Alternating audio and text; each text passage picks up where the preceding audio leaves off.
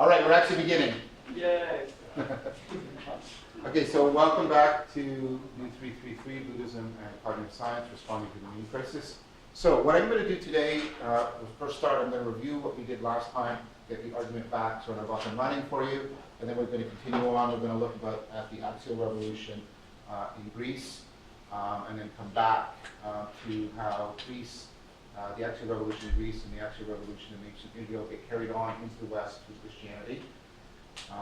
And we'll talk about the normative orders that were created. And we'll also talk about the Axial Revolution in India with Buddhism to set up the contrast. And if we get time, we might move into what happened to the consequences of the Axial Revolution in the West around the middle of the Middle Ages. All right. So what we're talking about in this course is we're trying to come up with a good explanation as to why we see this growing confluence today in the West between cognitive science and Buddhism, and how Buddhism is being transformed by that interaction, and how cognitive science is being transformed by that interaction. And this course has a specific thesis. The thesis is that the coming together of Buddhism and cognitive science is in response to a growing meaning crisis that is having very significant impact on Western civilization and culture.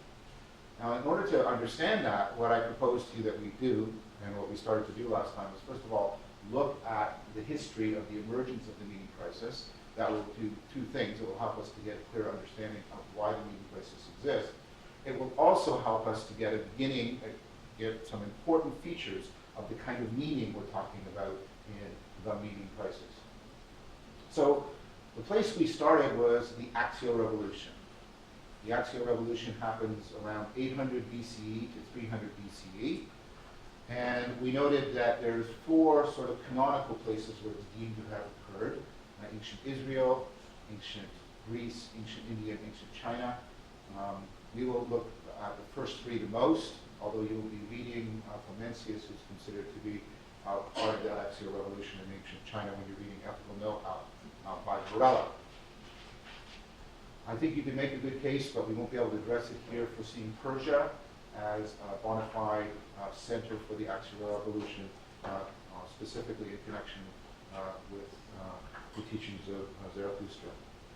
So, the Axial Revolution was this fundamental change in how human beings understood themselves. It was an axis upon which, as Karl Jaspers argued, right, humanity's understanding of itself, the cosmos, and its place in the cosmos underwent a radical transformation.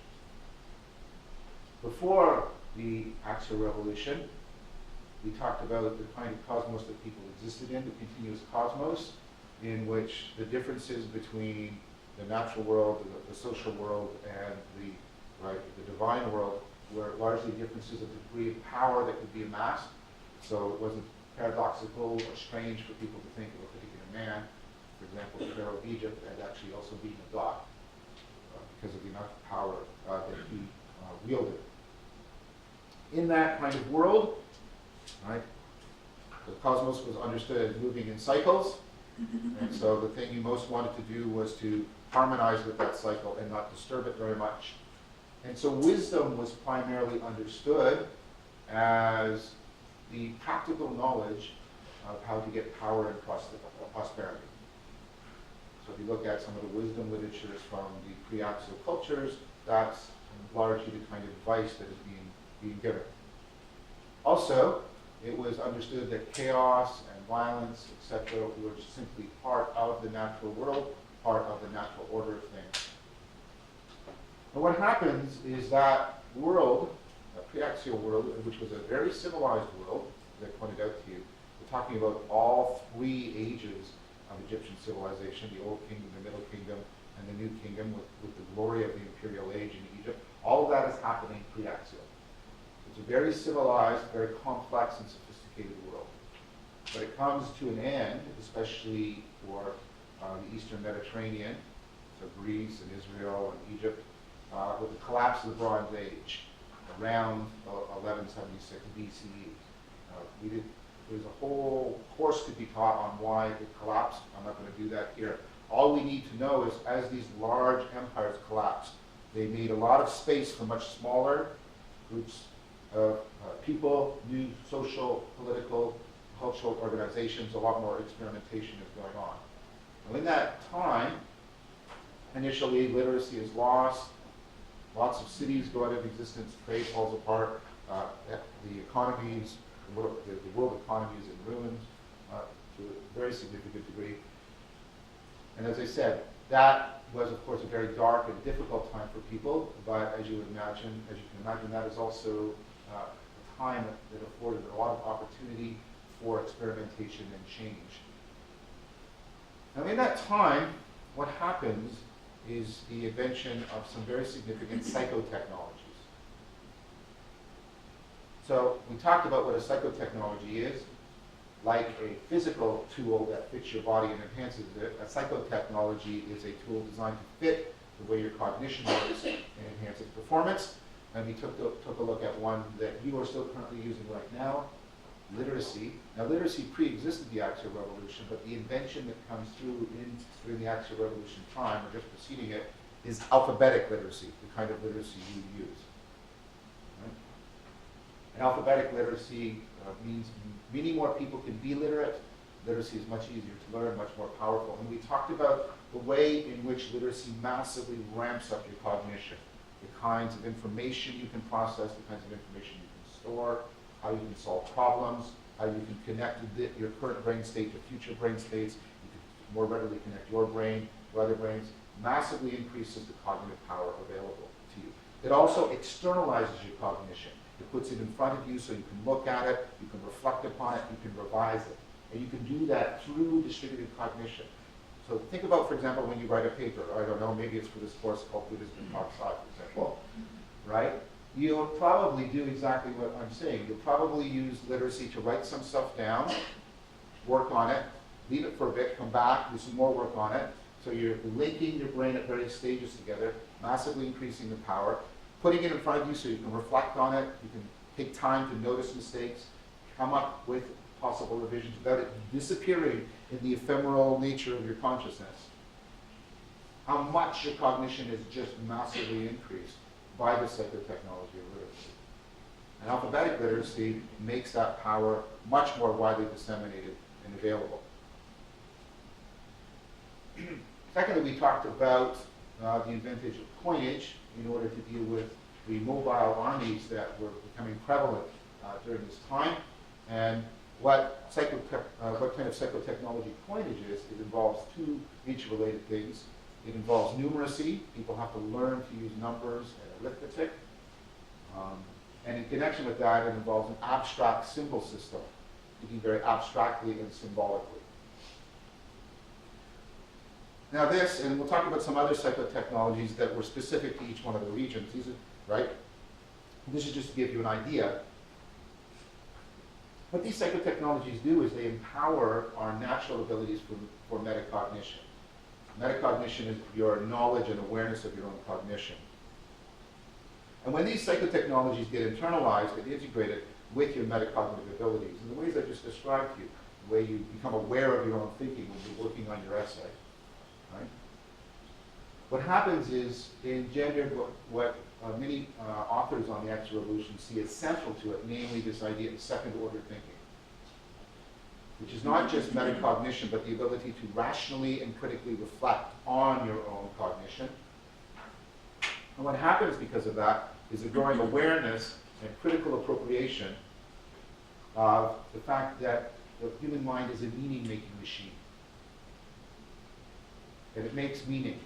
And that human beings are largely motivated to action in terms of how they see things, how those things are meaningful to them. And what happens is people begin to realize that the mind is, in that sense, a fundamental cause of human action, endeavor, and a human desire. And that a lot of, therefore, the violence and the suffering in the world is due to human cognition. Especially the fact that human cognition is so beset by self-deceptive, self-destructive tendencies. So there's the understanding that the mind is a very self-deceptive thing, and that creates a lot of destructive, even self-destructive behavior. What that led to was the axial revolution fracturing the continuous cosmos of the pre-axial world. The axial revolution leads to what Charles Taylor called the great disembedding. Because what happens in the axial revolution, to varying degrees in all of these areas we've talked about, is the promotion of an idea of two worlds that are different in kind. There is the everyday world. There's the everyday world. And this world is no longer our home. We don't naturally belong here, like in the pre-axial world, because this is the world beset by illusion and deception, violence and destruction.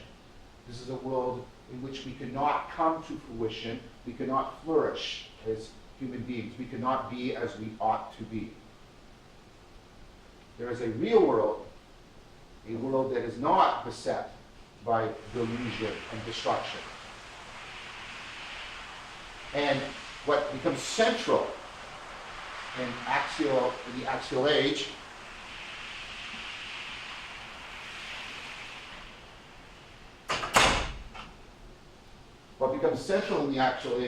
is a reinterpretation of human existence. As I said, we no longer naturally belong in this everyday world. This is not where we should be. We should be in the real world. And metaphors emerge to explain this. Metaphors of enlightenment. Because this world is the world of darkness, and the world we want to go to is the world filled with light. Right? Or metaphors, right, of awakening. This world is like the delusory world, the bizarre world of a dream, and we want to wake up to the real world. And I reminded you of the fact that that's how the Buddha got his title. He claimed to be someone who was awake, in comparison to most people who were still in some sense dreaming. There's metaphors of growing up, as the child is to the adult is to the sage. So you have this kind of thing happening. And what that means is that the notion of wisdom has gone from practical advice on how to accumulate power and extend longevity and prosperity to the point of wisdom is to bring about the special kind of transformation in consciousness and cognition that will allow us to transcend out of the mundane world of self-deception and delusion and into the real world in which we can be free and flourish. So, the two sides of the same coin were revealed in the axial revolution. The human mind's capacity to turn on itself in a negative sense of self-deception and self-destruction, and the human mind's capacity to reflect on itself and transform itself and liberate itself through processes of self-transcendence and enlightenment.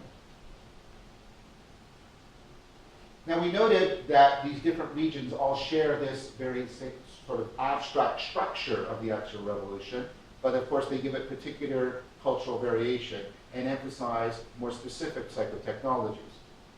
So what we looked at last time was we looked at ancient Israel. And this amazing sort of idea of using the psychotechnology of narrative in a new way.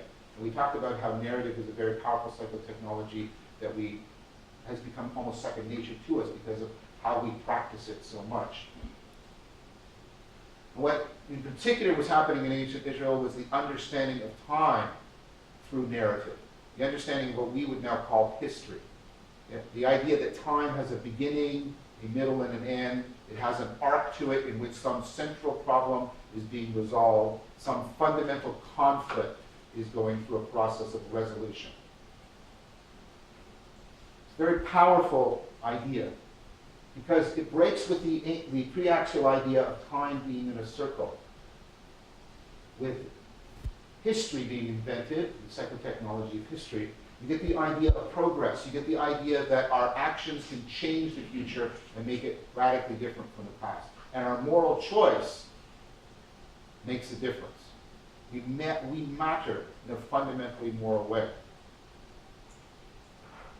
And so the process of moving from the entrapped world to the new world in Israel is understood historically. It is understood through the great myths of the Exodus, of leaving entrapment in Egypt. And by the way, Egypt is chosen for a particular reason, because Egypt represents the epitome of the pre-axial world.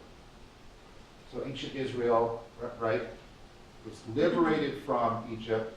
They move through time and space. They move into the future. And with God, they create a new way of being in the world, in the land of honey. And we talked about how this God is a new kind of God, not located to a particular function or a particular time and place. He is the God that represents that opening into the future, the steering of history. And what wisdom means, when you have this view of things, wisdom is being able to sense. Right? It's what faith means. Faith doesn't mean believing incredible things.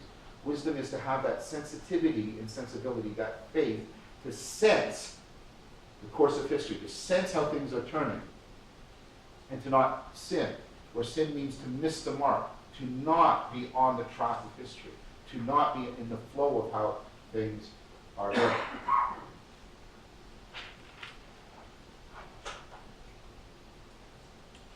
Now, it's probable that that view of history, by the way, was influenced by Zoroastrianism that had taken root already in Persia, and that when the ancient Israelites are imprisoned in Babylon, and Babylon is captured by Persia, the ancient Israelites are probably interacting with Zoroastrian ideas, Zoroastrian ideas.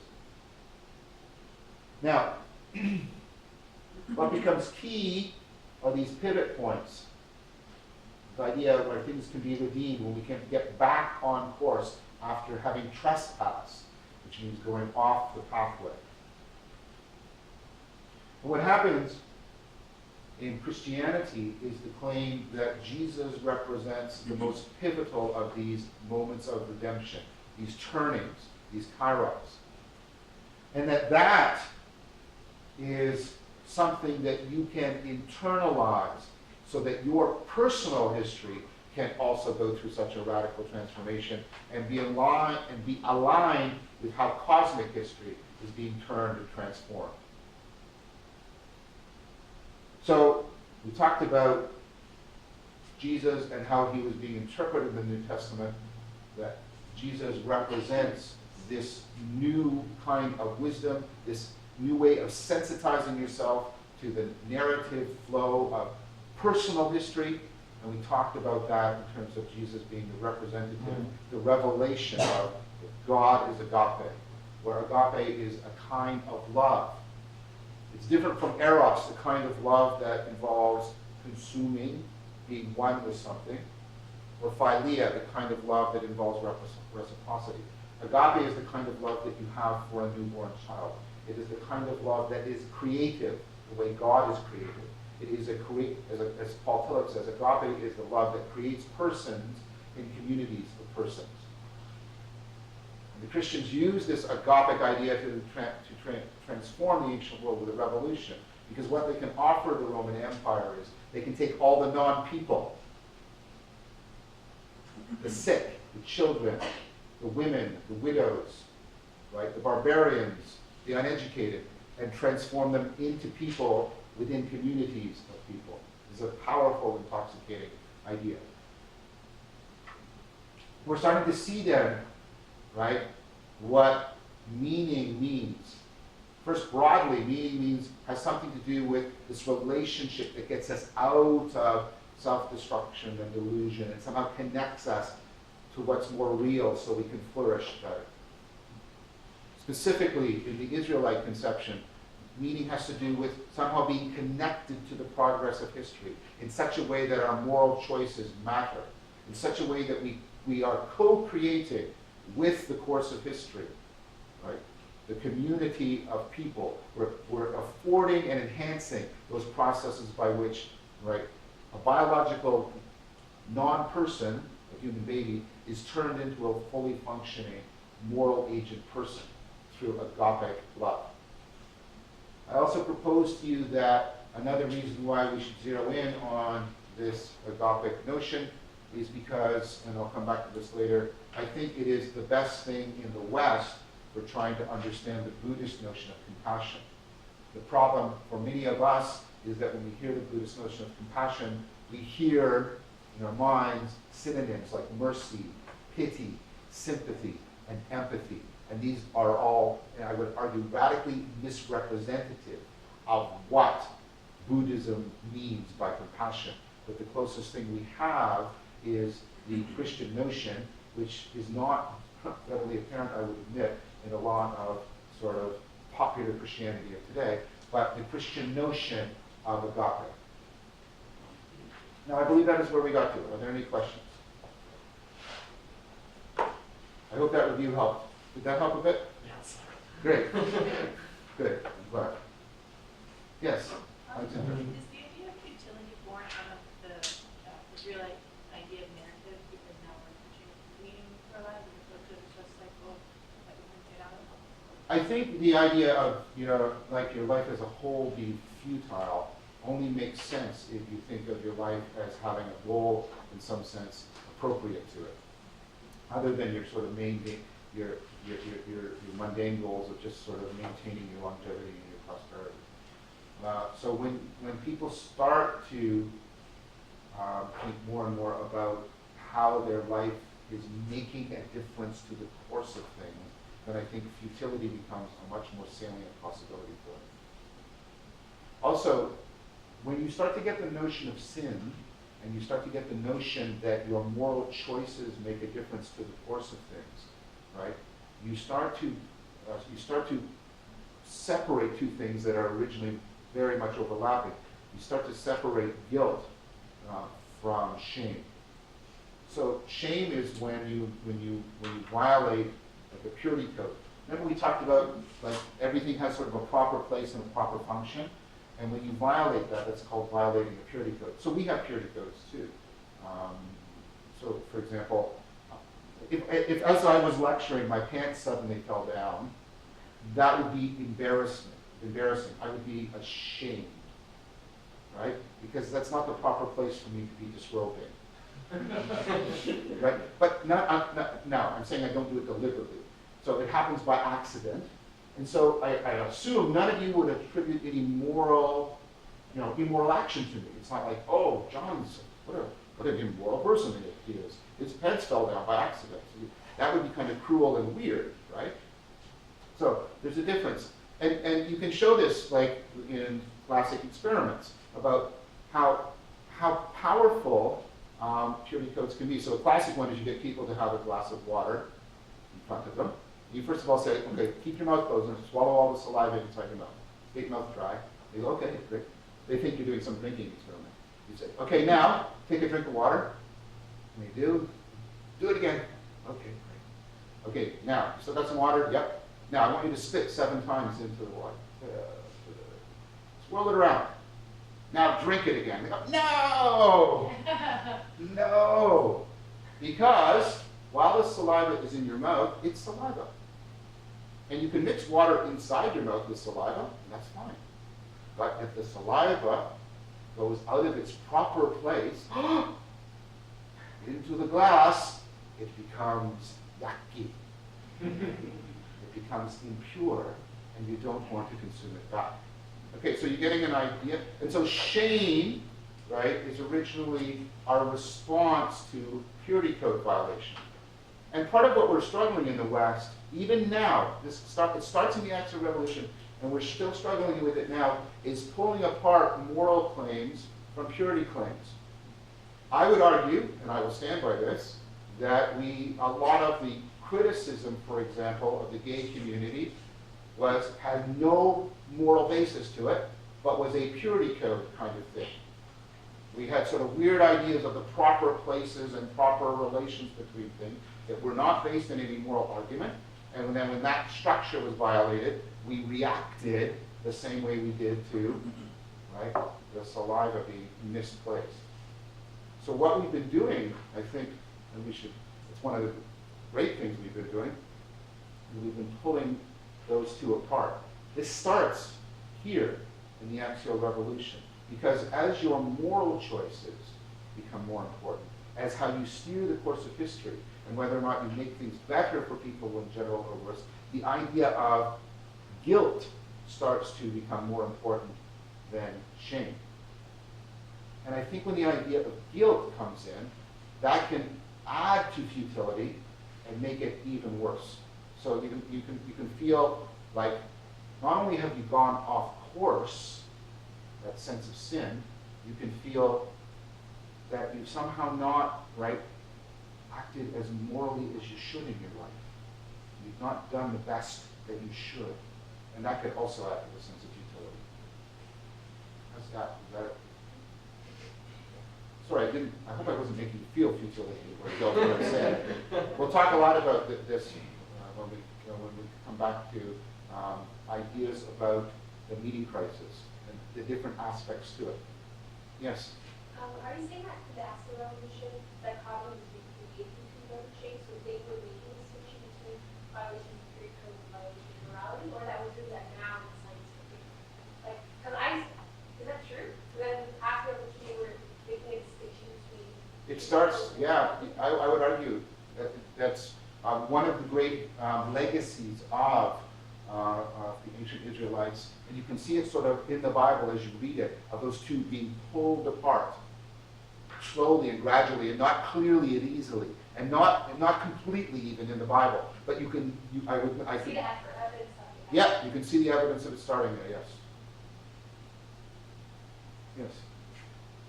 You mentioned that there was this awareness of the human mind as a mediated machine Yeah. after revolution. I'm trying to understand why it is that the two worlds, that there's a distinction between two worlds instead of two ways of perceiving the world. Right. So you don't, although you get that's a great question, and that's going to come later with Descartes, especially. Although you get the recognition of how the mind is sort of a meaning-making thing, you don't get it appropriated sort of as we have now done as an internal subjective world versus an external objective world. That is an additional move that is going to have to be added onto the idea that we are meaning makers, right? So the idea that meaning isn't somehow, once it's made out there, that's going to come later. In fact, that's one of the things we're going to talk about today, when we talked about the rise of those historical factors that led to the scientific revolution. Because that dichotomy is one of the hallmarks of the scientific revolution.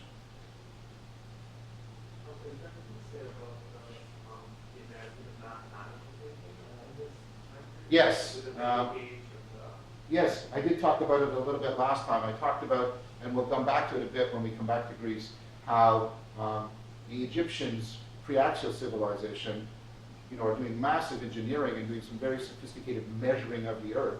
But the Greeks, because of the second order thinking, take that and turn it into geometry.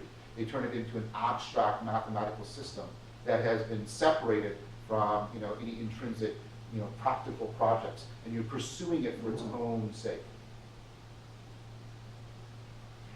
Yes, Michael. What was the impact on verbal what was the impact of the Axel Revolution on verbal storytelling, which I'm almost sort of existed since like people did. Yeah, I don't know if the Axel Revolution has a direct impact on it in one way. I mean, we have evidence of it causing a lot of difficulty in ancient Greece, which we're going to get to today.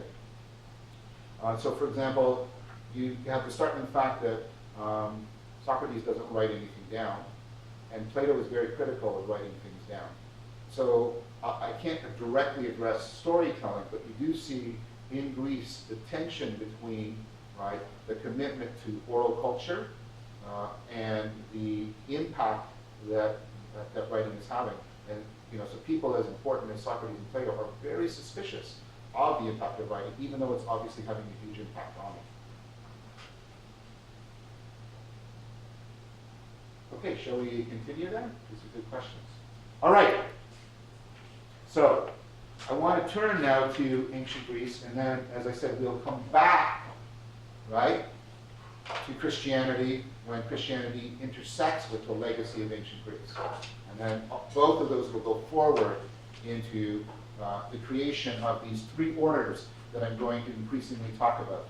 The three orders that give us a sense of the kinds of connections that were important to people And those connections that I'm proposing to you are what we're talking about when we use the metaphor of meaning.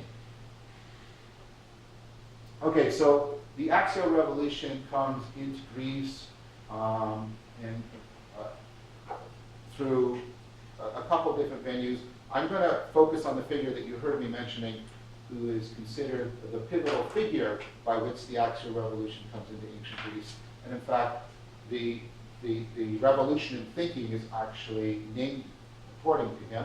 And this, of course, is the figure of Socrates and what is called the Socratic Revolution. So what I'm proposing to you is the Socratic Revolution is the particular way in which the Axial Revolution takes root in ancient Greece. And that's why Socrates was perennially understood as a pivotal figure. Now, the way to understand Socrates, I can't, sometimes the sentences that come out of my mouth strike me as filled with so much hubris. The way to understand Socrates. I'm going to teach you about Jesus of Nazareth. I'm just a guy, right? I'm just trying my best.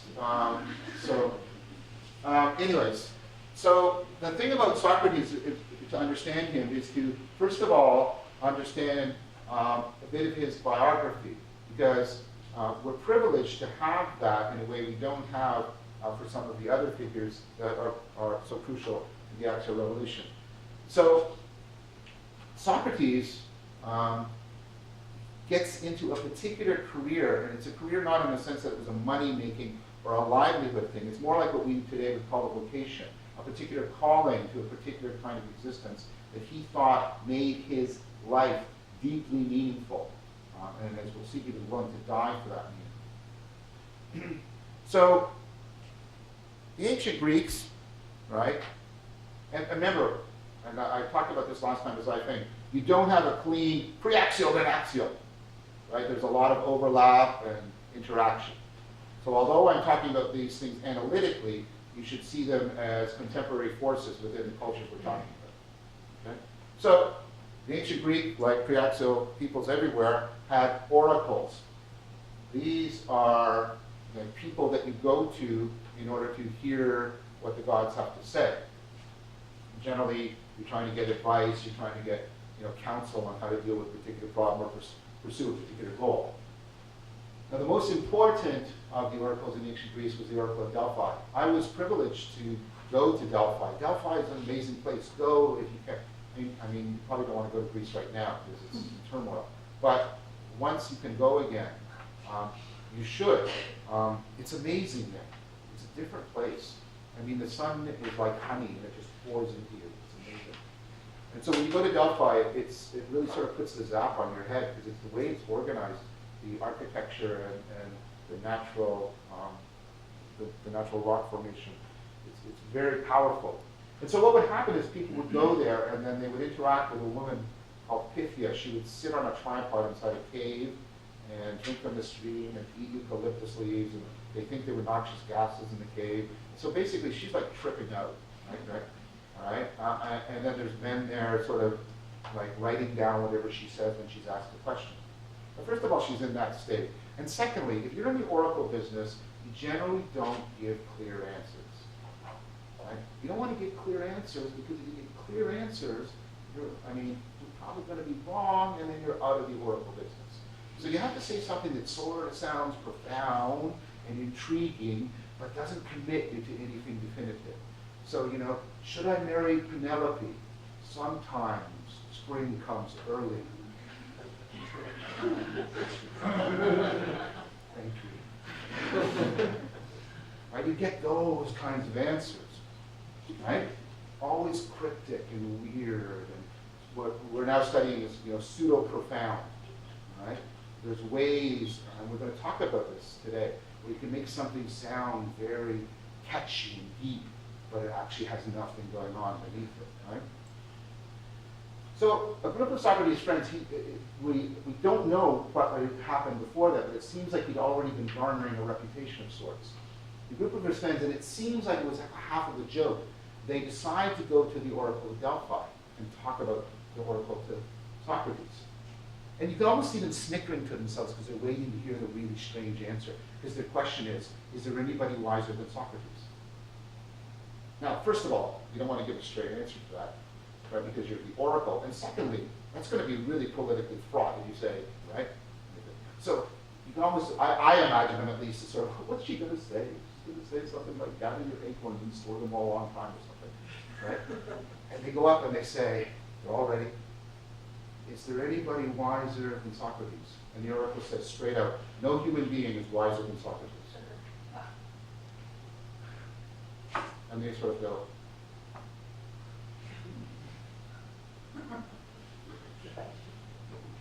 they walk back, to Athens, and they tell Socrates.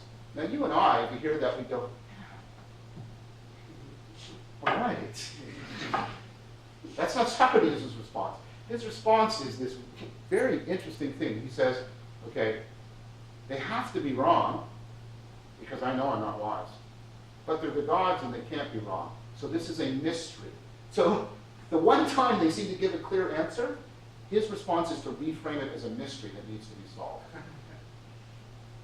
So this launches him on this weird quest. And you can see the axial revolution at work, right? Because you've got the old pre-axial authority of the gods, but you've got this other idea that's emerging that Socrates exemplifies, which is rational reflection, questioning, criticizing. And so what he does is he starts going to particular individuals and who are deemed wise and trying to ask them questions and criticize their responses and get at what it is that makes them so wise. And we'll come back to how that looks in a minute. But there's two groups of people that he primarily interacts with. Right? Two who made claims in one way or another to wisdom. And don't forget, wisdom is something that is going through transformation in the axial revolution, what wisdom means. And the first group, and this is important, are the natural philosophers.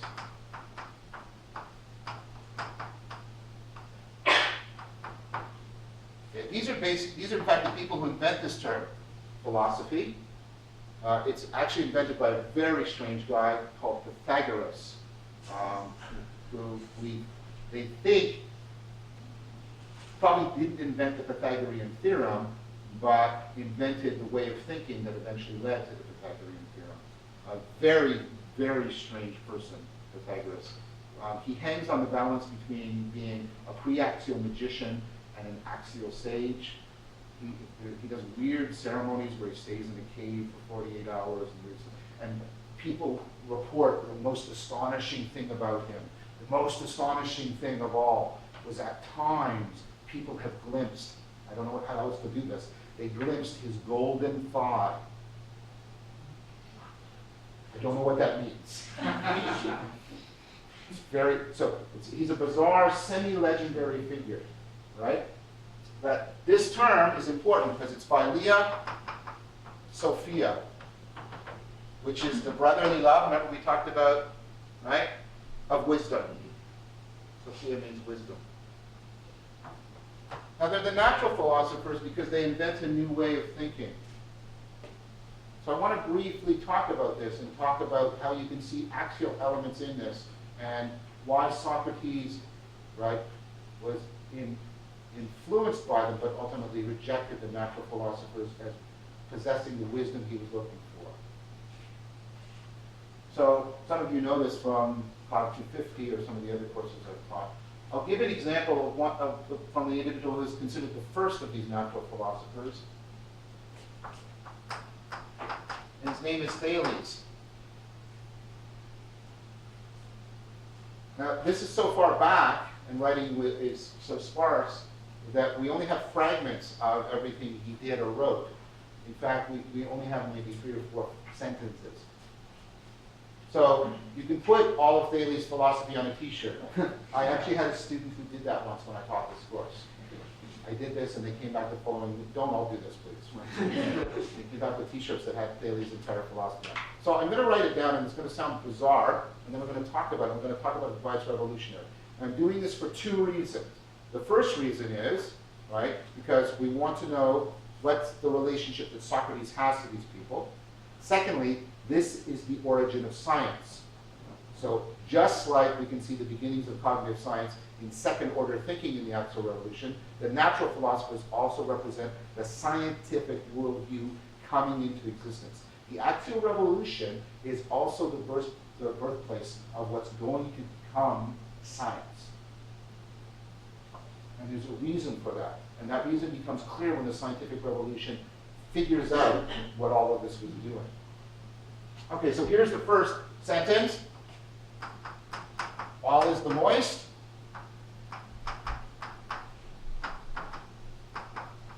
The lodestone has Suki. This is important, by the way, because this is the first place where we seem to get this word that's going to form the basis of psychology being used in a scientific, or at least proto-scientific manner, and then all things are filled with gods.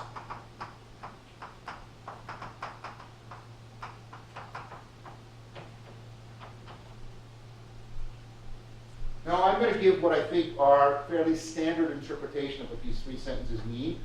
And why those interpretations have become standard is that we can look at how people after Thales related to his writing or understood it. Now, that probably is very opaque to you, like, what? So I'm just reading it. Yep, all is the moist. The lodestone has Suke. All things are filled with gods. Doesn't sound very scientific, does it? Okay, let's take a look at the first one. What he seems to be saying, and this is what Aristotle said he was saying, is that everything is made out of water. Everything's made out of water. Now, that's false. That's not the point. It's not the truth of his claim. It's the type of thinking he's engaging in. So think about this. First of all, you're living in Greece. What's Greece surrounded by? Water. What falls from the sky so that everything can live? If you dig into the earth, what will you hit? Water. Right? What does everything need to live? Water. What can take the shape of any container you put it in? Water. So what I'm trying to get you to see is this is a very plausible idea. It is an idea that you get at through reasoning and through observation. You don't go to an oracle to get this. He didn't go to an oracle to get this. What he's doing is he's trying to find the underlying substance that everything is made out of by using rational reflection and observation.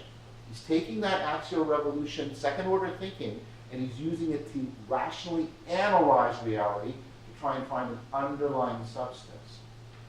Now that's in contrast to a mythological narrative way of trying to understand things. So in a mythological way of understanding things, what you do is you try and get the story of whatever supernatural agent led to whatever particular event. Why is it raining? Well, because Zeus caught Hera, or Hera caught Zeus cheating, and she, yelled at him, and he got angry, and so he made it rain, and you get a story like that, right? And that story has to come through some kind of revelation in a dream or a poem. Thales isn't doing that. He's doing rational analysis to try and get at an underlying substance. And science is still doing that right now. It's trying to figure out what is it ultimately made of by using reason and observation.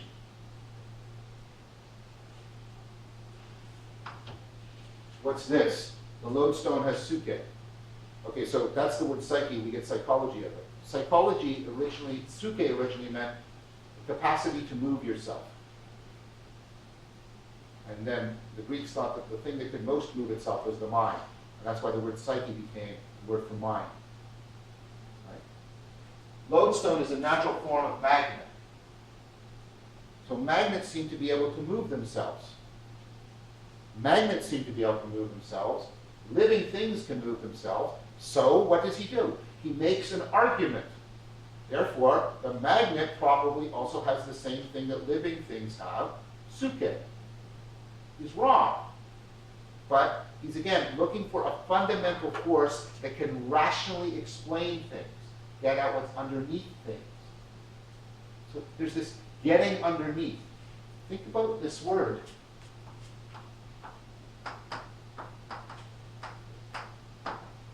substance, that which stands under. That's what's underneath.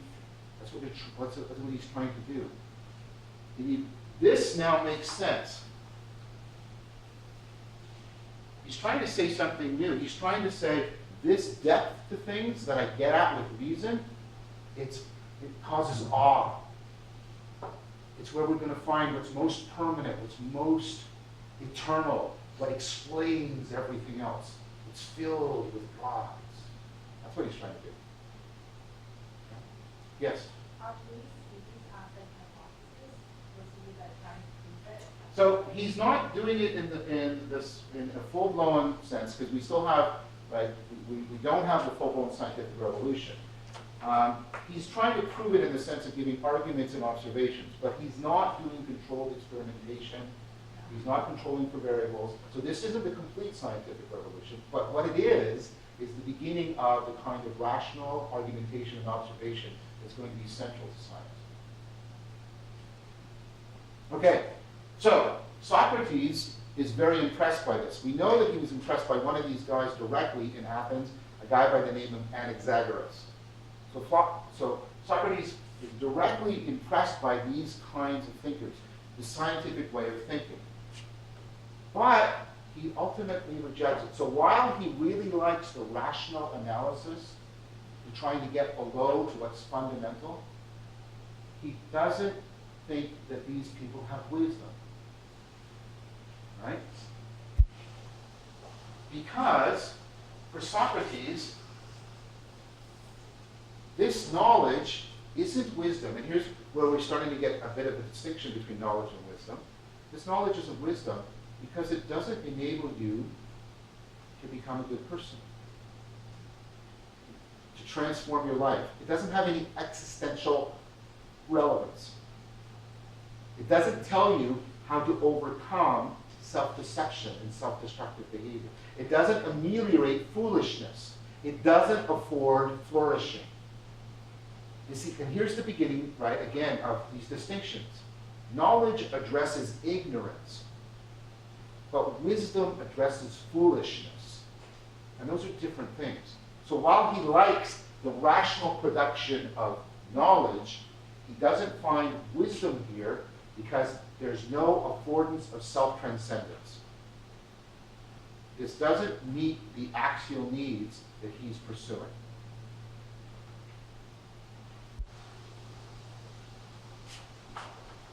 So, while he likes their rational pursuit of the truth,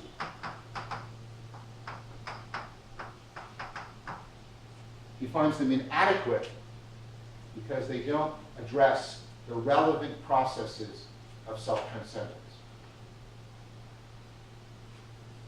Now, there's another group of people in Greece at the time, not the natural philosophers. These people is called the sophists. And see, there's that word Sophia again in their very name. They designated themselves the wise guys. We are the wise people.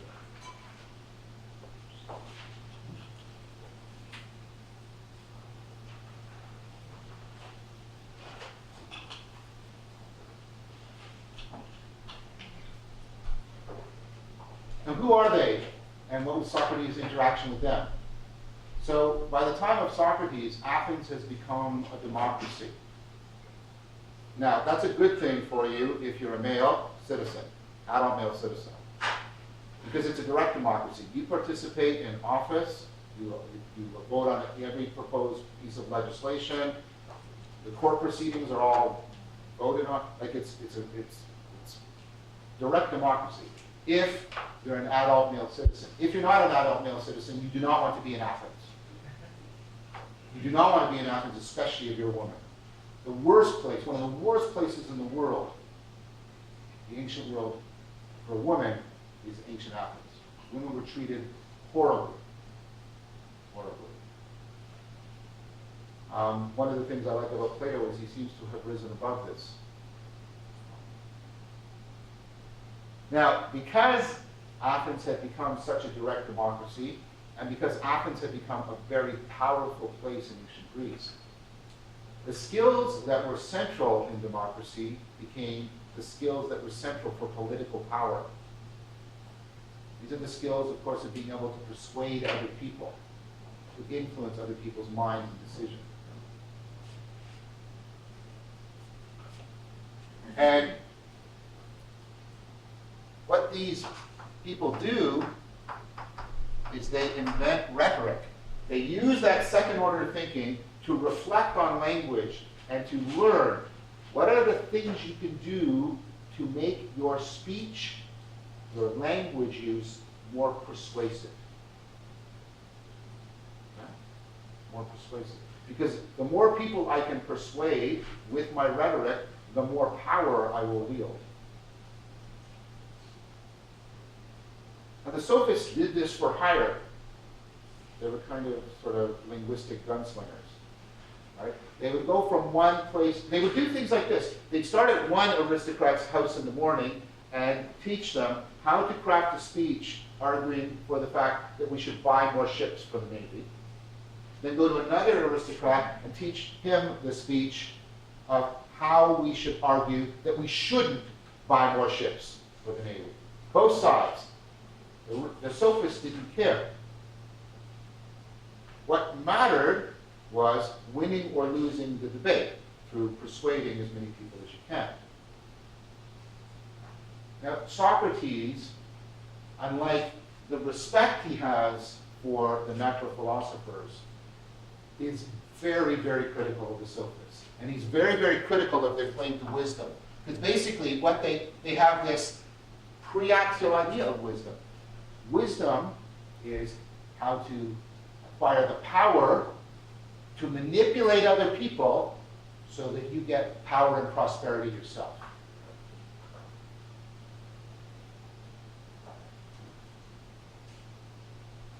So, what's going on here? So I think a way to understand this is to take a look at an idea that has been initiated, a discussion, an academic discussion initiated by Harry Frankfurt, and some of the ways I think we could build on it, and the discussion's ongoing. So Harry Frankfurt wrote a very important essay, and the essay is entitled On Bullshit. Because he was very interested in this phenomenon, and what it is, and why it is growing. And so he has an analysis, and there's been, and now it's being taken seriously. There's been quite a bit of philosophical discussion about it, and I'm going to try and present sort of the gist of it. Suffice it to say that there's much more to be understood about this than what I'm going to say. All I'm going to do is introduce what I need in order to explain what's going on in Socrates. There have now been some initial preliminary experimental investigations of bullshitting and what it is. Now, one of the ways people often initially start to express aspects of the current meaning crisis, and you can see it more and more on TV commentators and things like this, and I've watched some of these videos in kind of a semi-obsessive manner, trying to figure out what's going on, right? Is this increasing, I think John Stewart sort of ended with a rant about this, how there's so much bullshit. And a lot of people are invoking that, not necessarily in a very clear fashion, trying to figure out what's going on with Donald Trump. Because like you can watch him. Did you see the thing he said about the Brexit, the British exit? He's in Scotland, where he shouldn't be, right?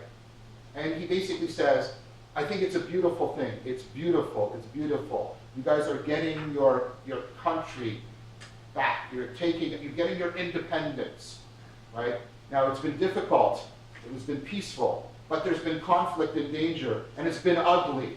But it's amazing. And what? Within 2 minutes, you contradicted yourself 3 times.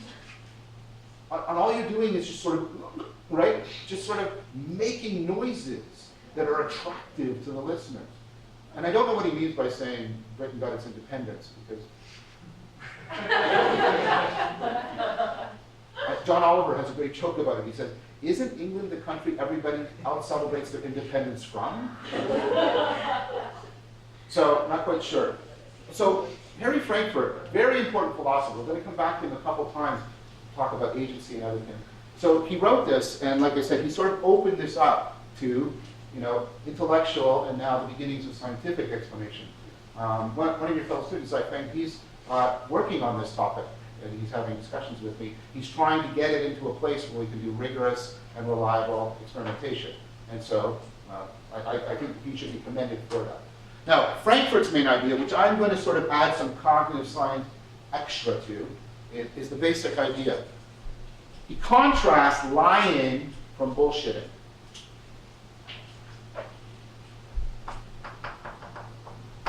Why are we doing this? We're doing it because it connects two things for us. It's going to help us understand what Socrates rejected in the Sophist, and therefore what he was looking for when he was pursuing this axial meaning. And it's going to help us also understand why there's so much bullshit pervading the meaning crisis. That's why we're doing this. So, lying versus bullshit. Okay. So, Frankfurt says the liar tries to change your behavior because of your commitment to the truth. When you believe something to be true, that affects your behavior. So the liar tries to get you to believe something to be true that is in fact false. That's what a lie is. I say something to you to try and get you to believe that something is the case when in fact it is not the case. Because I'm relying on the fact that you are motivated by the truth. So the liar cares about the truth and cares about your caring about the truth. Frankfurt says the bullshit artist does something different. The bullshit artist motivates you by trying to get you to no longer care about whether or not what is being said is true. So I just gave an example from Donald Trump, right? My favorite example used to be a political speech given by alien beings from space in The Simpsons, but Donald Trump is getting there. So there's a speech given by one of these aliens, Kang. He's running for political office, and it goes like this. Now, you have to be an American for this to work for you. Right? He says, "My fellow Americans, when I was young, I dreamt of being a baseball. But now we must move forward, not backward, upward, not forward, twirling towards freedom." Nothing is being said, but when you hear it, especially if you're American, you kind of, there's this uprush, like, yeah, right, what he said. Right? So what's going on there? Well, what's going on there is the fact, right, that what rhetoric does is it makes things salient to you.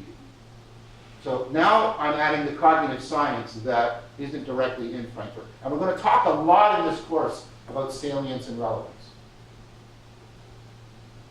Okay? And that's going to be a huge dimension of what this meaning is we're talking about. So salience is how things stand out for you. When I do that, it stands out for you. It catches your attention. It arouses you. Notice there's no truth or falsity in that, because I didn't make a claim. I just created a stimulus that grabs your attention, arouses your energy, and orients you towards a kind of action. That's what Kang's speech is doing, right? It's doing that same thing. It's grabbing your attention, and you sort of feel this uprush, and you want to do something, and say, "Yeah!" Right? Now the thing about this, yes? Oh, that's a salient point. Yeah. It's a reality. Pardon me? But what does it say that's a salient point? What it means is it stands out for you. I'm going to pay attention to it. I'm going to give it some of my energy and resources and time. It's not about this, nuggets of truth in that? No, I think people have sometimes used it that way, and I think we should be careful about not using it that way because of the fact that salience can be pulled apart from truth. And this is what I take to be the sort of cognitive scientific take on what Frankfurt is saying. What you can do with rhetoric is I can make certain stimuli salient to you without having you believe or even care if it's true or not. That's how he defines bullshitting. And you say, well, what? Does that happen a lot? Yes. Advertising is a lot of this. Okay? Advertising works because of the way salience primes your behavior. So you watch a commercial. People are at a bar. A certain alcoholic beverage is offered. Beautiful, happy people emerge. They're around the person drinking the alcoholic beverage. Isn't this wonderful? And you know it's not true. Go into a bar sometime. It's not true. You know it's not true. They know. You know it's not true. It doesn't matter because of the sexual imagery and the positive emotion imagery and the music, right? It's super salient and it goes into your memory. And you know what happens? You're much more likely to buy that alcohol when you go into the store. You've been bullshitted. Nobody convinced you of any truth. They didn't say, here's our evidence, here's a ring rubber. They just, and you went, oh. In fact, some advertising is so clever, they even let you know that they know that you know that it's not true. Isn't it? And then you buy their product. That's why they pour so much money into it, because it works. In fact, we're learning, and this is like I said, you're going to have to take a little bit of confidence, like give me a little bit of time, because I'm going to give you lots of arguments, but how important salience and relevance are to your cognition. Now, what Socrates doesn't like is that salience and relevance are being separated from truth. The salience isn't tracking what's true. It's not leading your attention in the direction of what's true.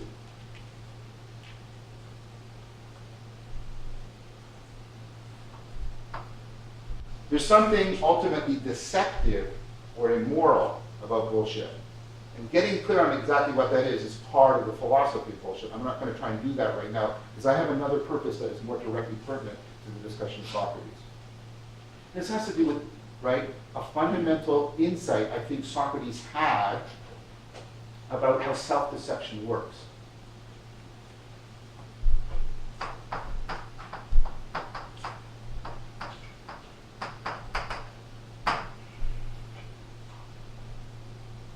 Okay, so we often use the metaphor of lying to yourself as a way of talking about self-deception. You're just lying to yourself. You can't lie to yourself. You can't believe P and then say to yourself, aha, not P. You can't believe that Catherine doesn't love you and say, oh, but Catherine loves me. Right? Because you already know the truth. And that's because belief is not an action you can directly perform.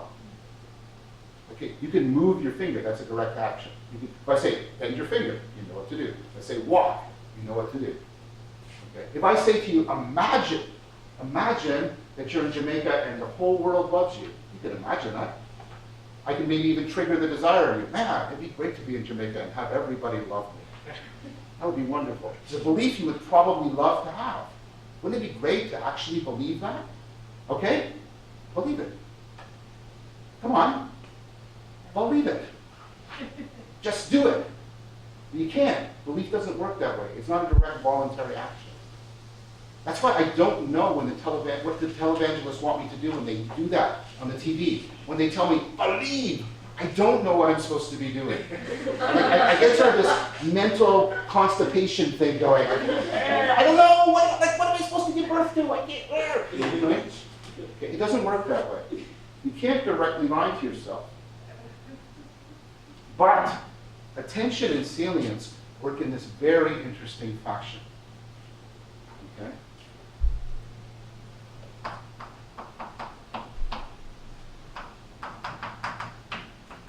You can direct your attention at something, and that will make it salient. If I say to you right now, your right big toe, your right big toe, it's now salient to you.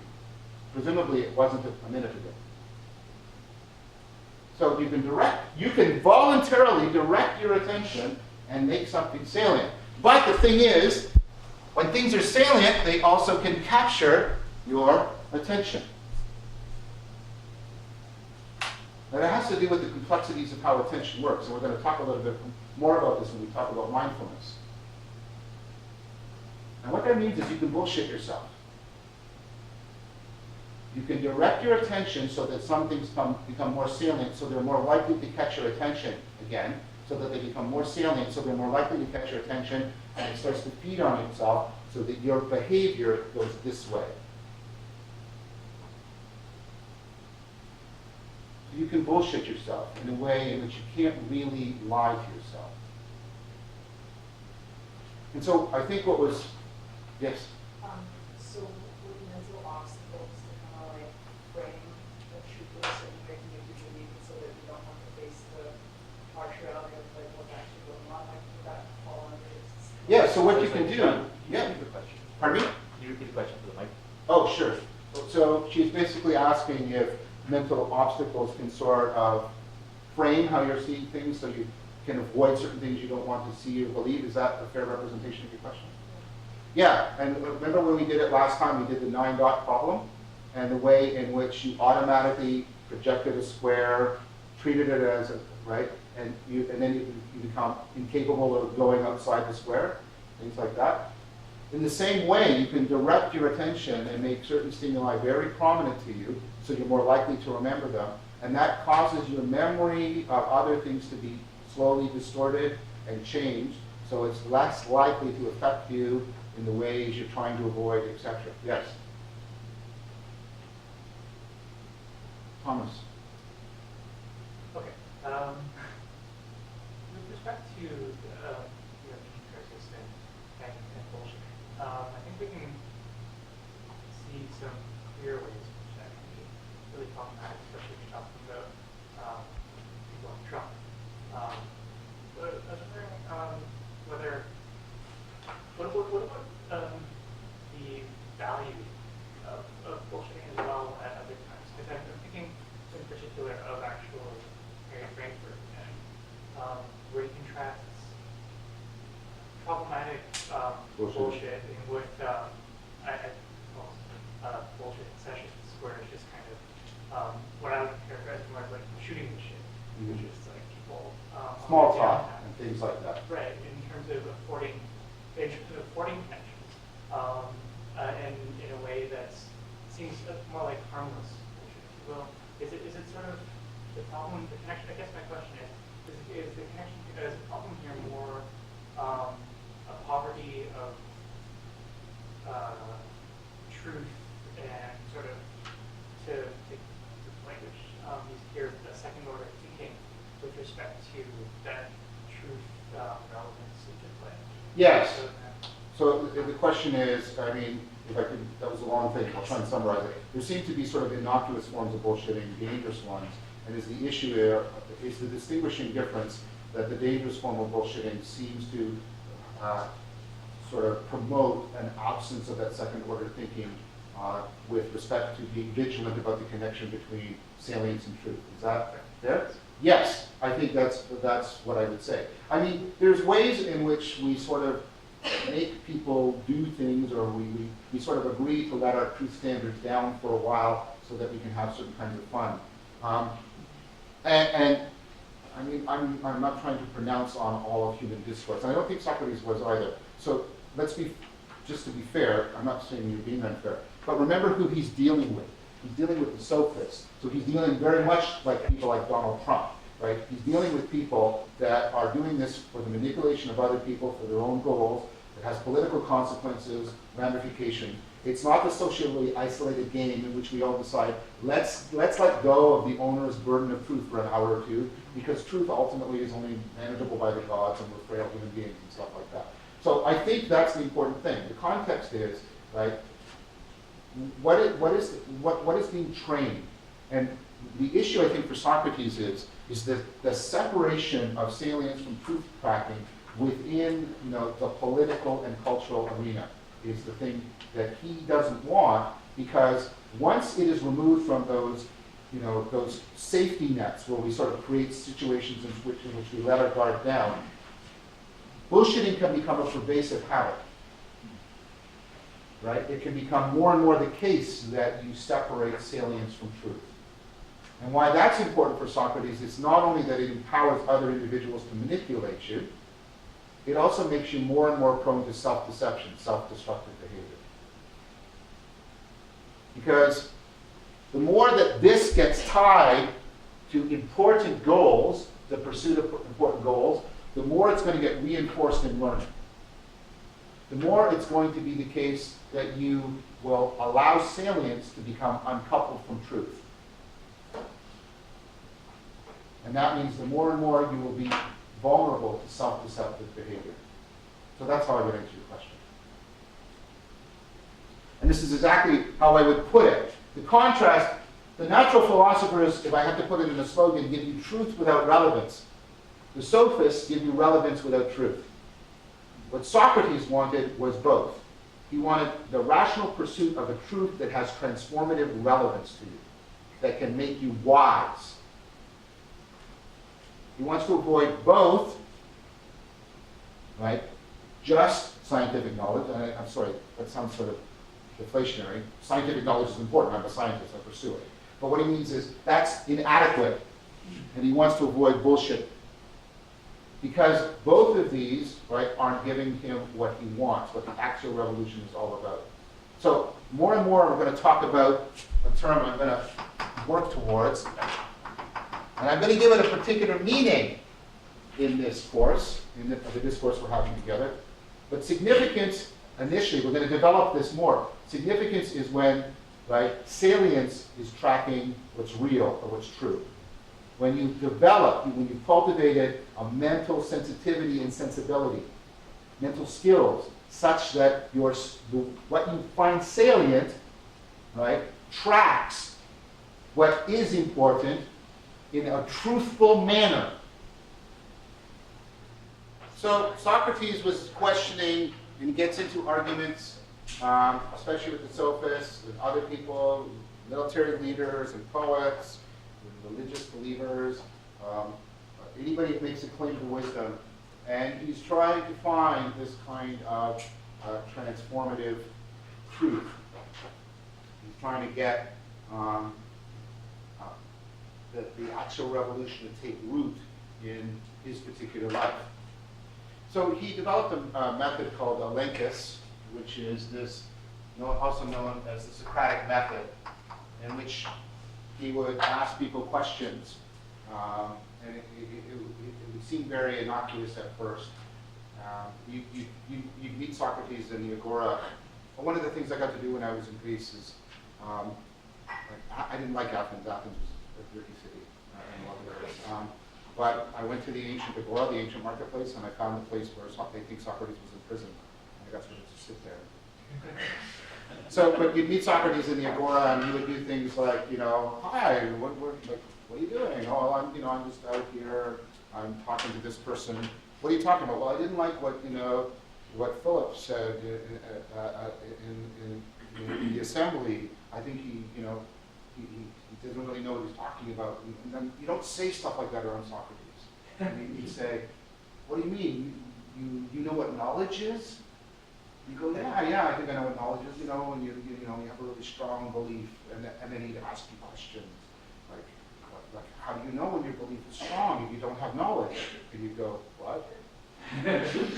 Well, you said like don't you have to know if you what does it mean for it to be strong? Well, I have a certain feeling. Well, yeah, but is feeling the same with knowledge? Can't you often feel things and it turns out to not be true?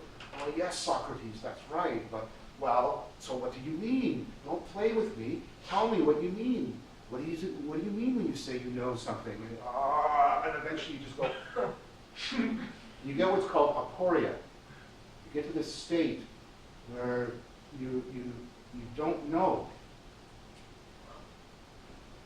You don't and what's important is he gets you to realize something really startling. That you're often attracted to things, they're salient to you in a way that exceeds your understanding of them. That you're being motivated. Like I could ask, why are you in this classroom? I want to learn. I want to get knowledge. Why do you want knowledge? Because, maybe it'll improve my life. What does it mean to improve your life? It'll make me more happy. So tell me what happiness is then. And then you go, right? And what Socrates was trying to show people is that in our everyday, think the everyday world, in our everyday lives, salience, right, how things are motivating us so massively outstrips our understanding. Aporia makes you realize that gap and to be trapped within. Because what he's trying to do is to shock you into second order thinking. He's trying to get you to step back and criticize how you're framing things. It's like you're trapped in the 9 dots, the box. He's trying to break the box. He's trying to get you to realize the degree to which the way you're living is setting you up for bullshit, because you're living in a way in which what's motivating you, what's drawing you as salient, outseeds your understanding in such dramatic and pervasive fashion.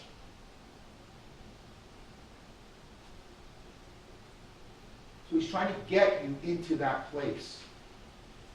That's what he's like the shock troops for the Axial Revolution. And he's trying to turn it from something sort of, third-person perspective into something that's right at home within you. You know what I'm talking about? That shift.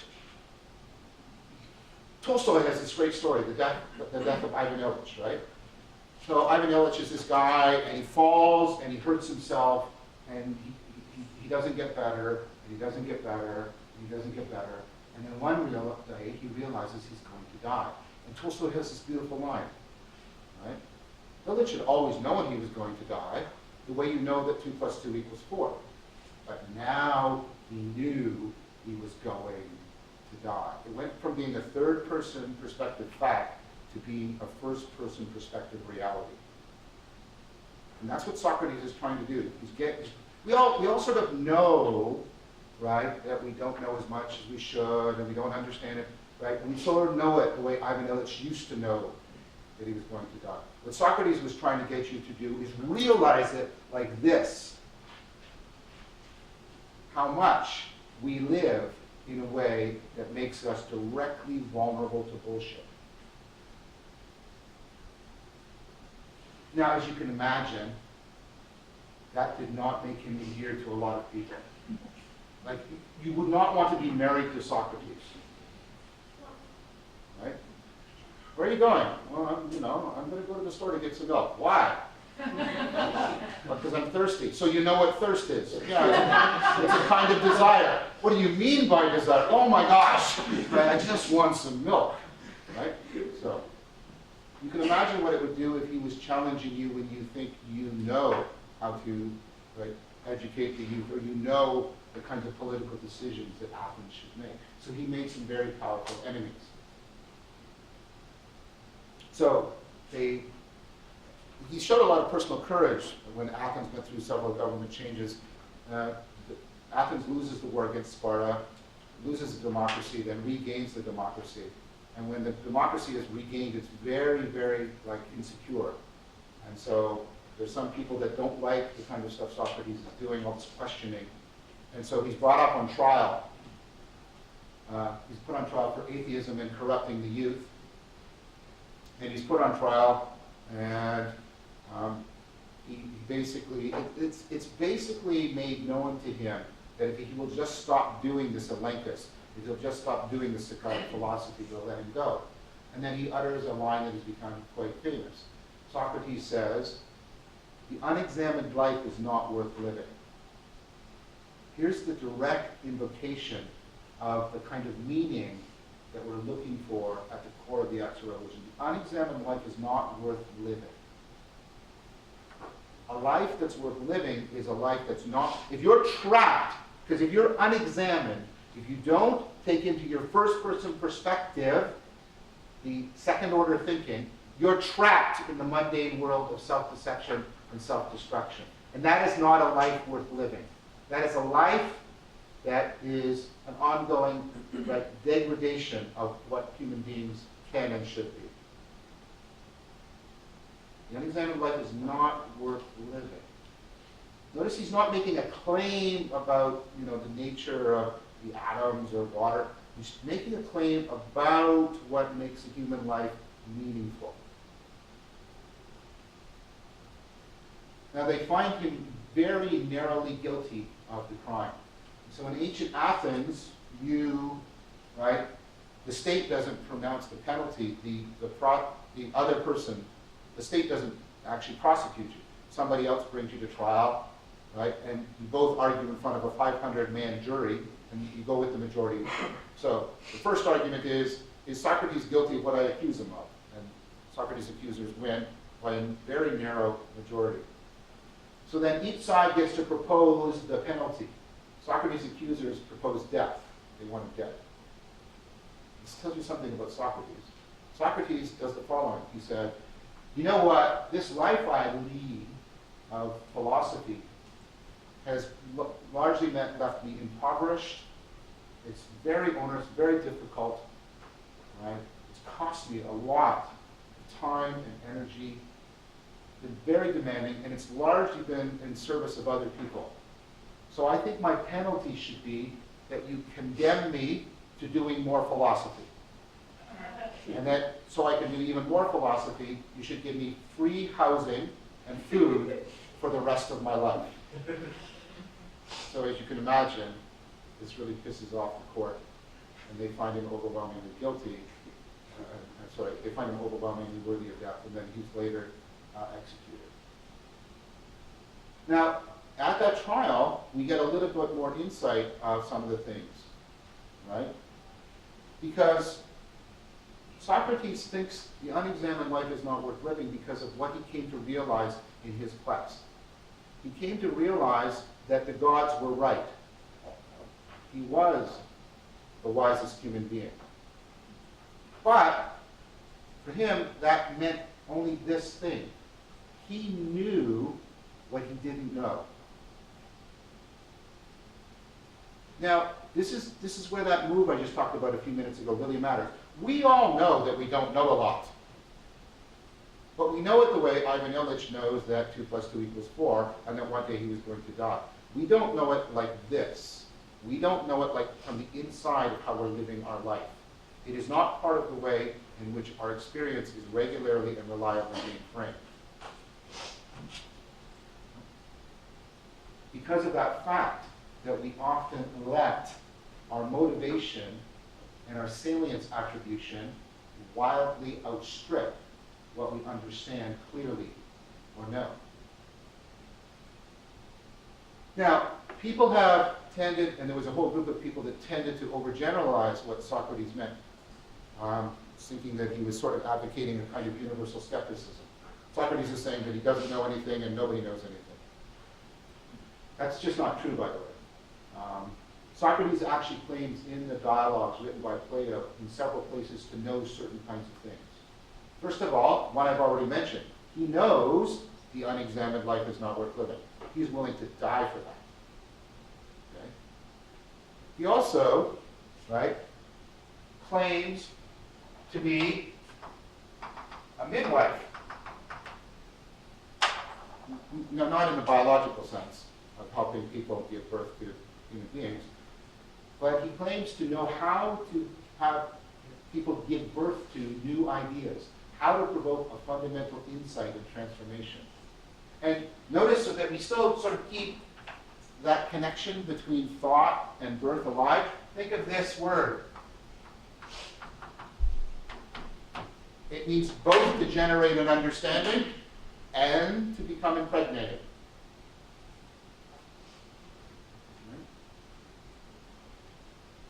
So he knew that. What was that kind of knowledge?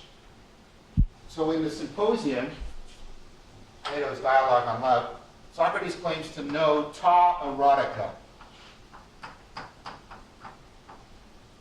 He claims to know the erotic things, which makes him sound like he's claiming he's really good in bed or something. Okay, that's not what he means. What he means is what he has learned through his process of Olympus is he's learned what to care about,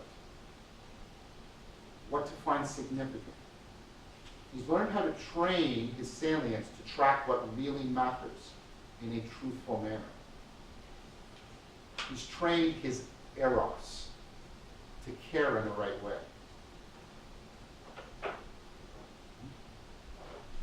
He's developed a kind of rational caring.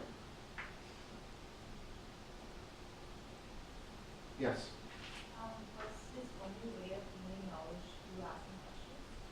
Because did he like gain more self-knowledge without asking open questions? Well, he would do both. In fact, he famously,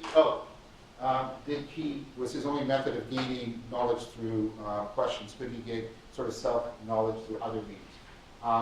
He famously, in fact, this goes again towards this idea of guilt being separated from shame, talked about the fact that he not only carried on this dialogue with others, but he carried this dialogue on with the man who was always waiting for him at home. The man who was always waiting for Socrates at home, of course, was Socrates. So he practiced doing this with others, but he would also continue that and practice it on himself as well. Pardon me? Not so much meditation, but this kind of question and answer and self-examination, right? So he would externalize second order thinking and develop it in dialogue with other people, and then he would take it back and re-internalize it and apply it to his own thinking. Could you call it introspection? No, I wouldn't call it introspection. I'm going to call it another process that has been discussed quite a bit in developmental psychology. This is a process of internalization. So, yes? Did he find intuition to be like rigid then, or would it be more like unaware and self-aware? Did Socrates find intuition to be more? Socrates doesn't talk about it that much, insofar as we can separate Socrates from Plato. Plato is concerned about it. He's concerned about the kind of thing that poets have, and he thinks it's important, but he thinks that we shouldn't turn to poets for wisdom, precisely because intuition is generally, or at least something that looks like intuition, generally isn't open to this kind of second order examination. All right, so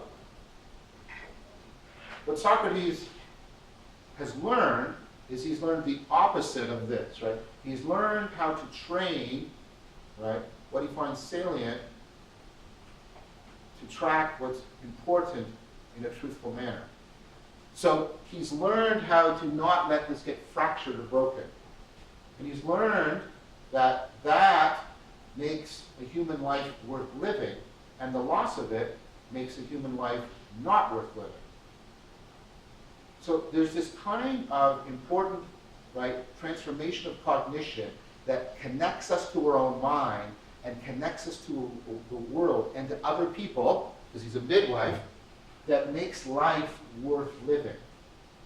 So we're starting to get, again, more and more of a sense of what meaning is, what axial meaning is, and what the wisdom is that allows you to cultivate that kind of meaning.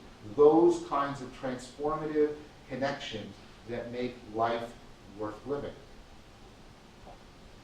Now, as you heard me mention, Socrates has many different disciples, and we're going to talk about a few of them.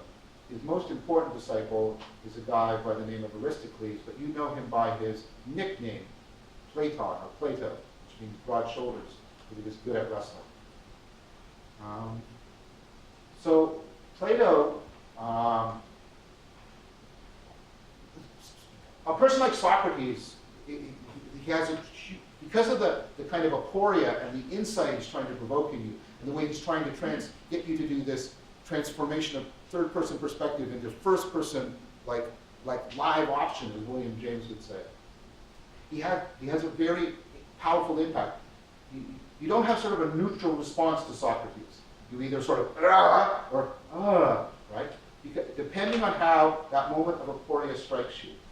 If you come to that realization, oh my gosh, look at how I'm living, right? You can either defensively close off and aggressively attack Socrates, which many people do, and that of course led to his death, or some people did the opposite. There's a realization, which of course is what Socrates means. If you can go through that difficult labor, If you can go through that difficult labor, I can help you give birth to a new way of being. And so other people became his disciples. They loved him. They were followers of the way he offered. And Plato was one of them.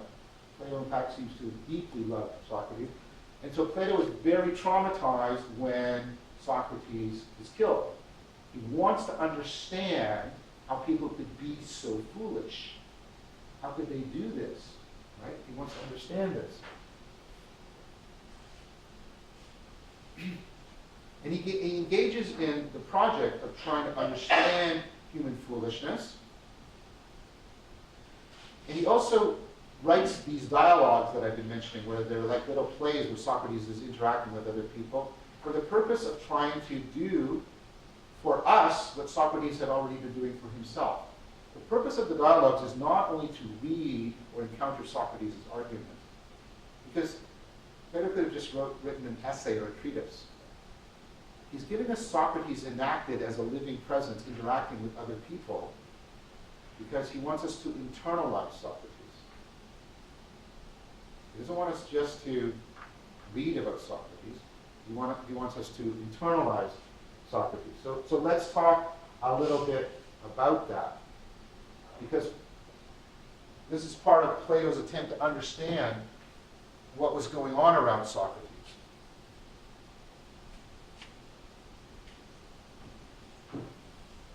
And this is, again, picking up a bit on, as the child is to the adult is to the sage. So one of the great developmental psychologists, Vygotsky, second only to Piaget, talked about a very important process, right, between children and adults. So let's first of all talk about that process, and then we'll come back to it in order to make use of this analogy. As the child is to the adult is to the sage, and how Plato is trying to get us to relate to Socrates, and what he's trying to get us to see about ourselves. So Vygotsky talks about the following kind of circumstance. So here's my son. That's not my son, but Spencer. And here's a particular problem. And like Spencer, he's looking at the problem. This is his perspective on it, let's say. And I'm there, and I'm trying to help him, right? And my perspective, of course, because I'm both an adult and a teacher, right, is more encompassing than his. I can see his perspective as well. Is that okay? Okay, so in this situation, what's going on is, right, what Spencer will do at times is he will imitate me. He will imitate my actions. He will imitate the things I'm saying. Right? In fact, we are the most most powerful imitators in the world. We have a kind of trust. So there's a classic experiment run by Boysen. I believe it was Boysen. So you bring in a 2-year-old or 3-year-old chimp and a 4-year-old human being. You have an opaque box, and first of all, the chimp is watching, and you push all these buttons and do all these levers, and then a candy comes out the bottom. And what's amazing is, because I watched the video, the chimp only has to watch once or twice, and it repeats everything the human does and gets the candy. You go, oh crap, they're really smart. And you bet they're really smart. They're really smart. One aside on how really smart they are. I also saw this video. So you have a chimp inside a cage, and bolted on the inside there's a transparent plastic cylinder that has just enough space inside it so you can drop a peanut into the bottom. And so you reach in and you drop the peanut in, and the chimp comes up and the chimp wants the peanut. And the chimp sort of looks at it, can't move it or anything, and the chimp goes away, and you go, yeah, I guess I'd go away too. But the chimp is gone and got a drink of water and is holding the water in its mouth, and it comes and spits the water into the cylinder, floats the peanut to the surface, and gets it. And you go, ooh, I don't think I would have thought to do that. Okay, so they're really smart, no question. Okay, so they bring in the 4-year-old human being. It's almost like you're at a soccer match or something. You have your little human flag, and you go, oh, human, come on. And the 4-year-old also, just one observation, repeats it all and gets the candy and go, whew. Right? Then you repeat the experiment. Now you come back and the box is the same, except now it's completely transparent.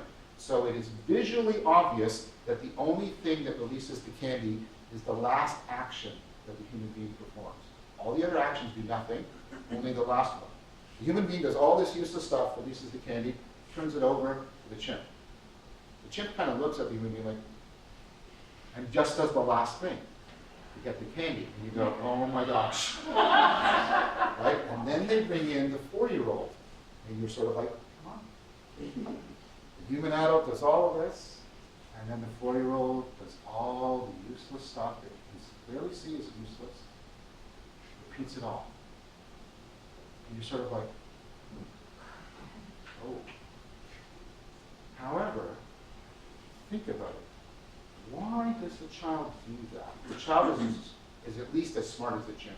The child sees that all of the actions are apparently useless, but repeats them nonetheless.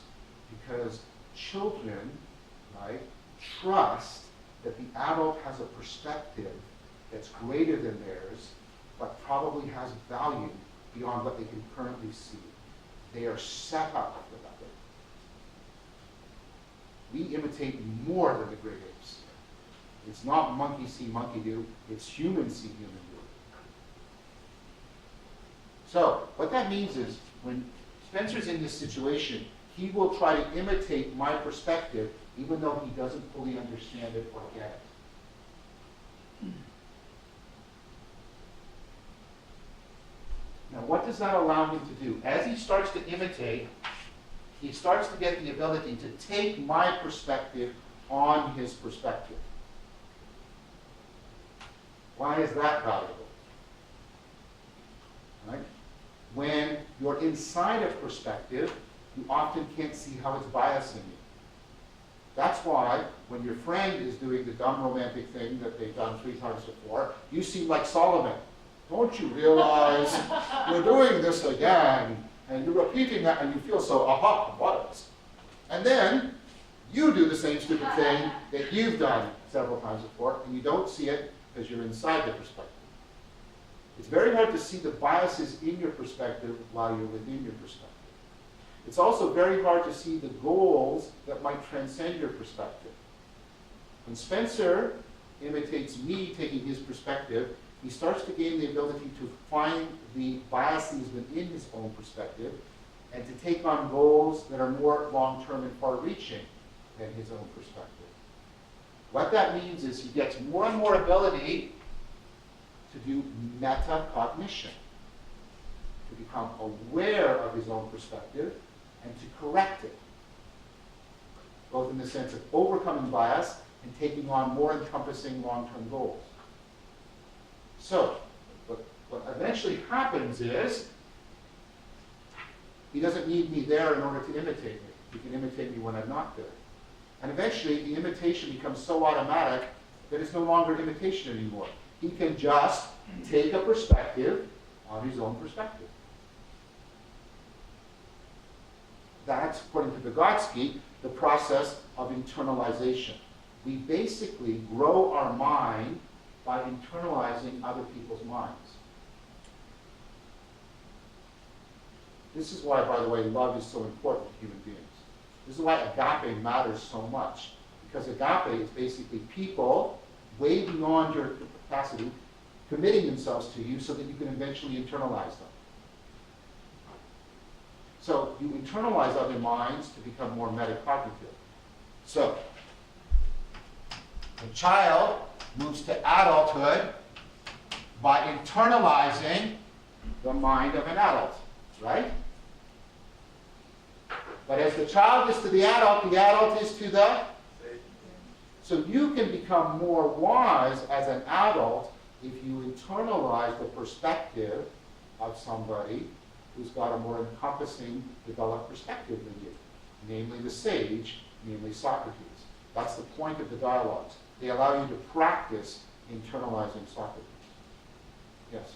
So it's a natural tendency or a social tendency? Because I can't help but think when you have a child in a room imitating, it's like more towards environmental factors of like doing what you're told and being obedient rather than just being disposition. No, it's very dispositional. Human beings seem, in fact, to be almost innately set up to imitate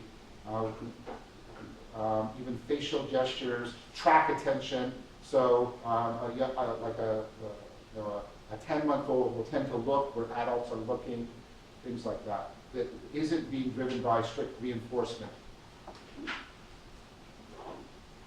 So, Plato is trying to get you to internalize Socrates.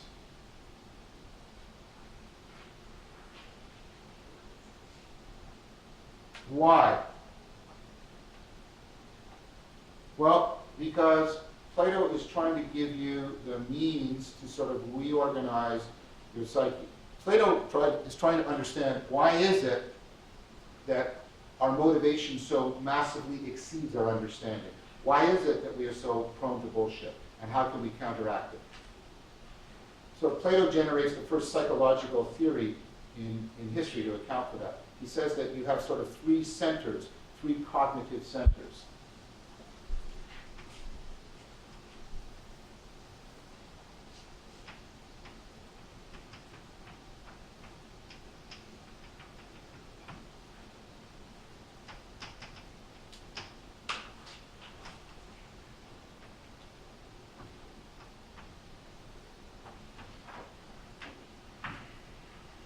Now this is actually very prescient. A lot of modern psychology is built around the idea of multiple systems of processing, either dual systems or triple systems of processing.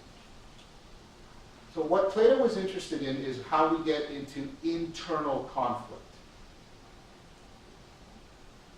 Right? He saw this as the pivotal place to examine where these different values of salience and truth tracking are coming apart when we're in conflict. So here's this typical situation, right? And it's based on a very important finding in cognitive science. I'll tell you about that. Here's the situation. You decide, I should lose some weight. You should. And the dieting industry is one of the most bizarre industries we have right now, by the way, because the recidivism rate from a diet is 95%. That's the failure rate. All diets, comprehensively. Every diet claims to be different. Every diet up to now has failed in that prediction. Okay, so the recidivism rate is 95%. The success rate is 5%. But we keep putting billions and billions of dollars into this because we keep hoping somebody will help us with this problem. I decide to lose weight. I know that I should lose weight. I'm convinced of it. Yes, I should. Here's the data. Yes. I go home. It was just Father's Day a couple weeks ago. And there on the counter, earlier, let's say 2 or 3 days ago, is chocolate cake. It's sitting on the counter. And it's like, it's vibrating with chocolateness.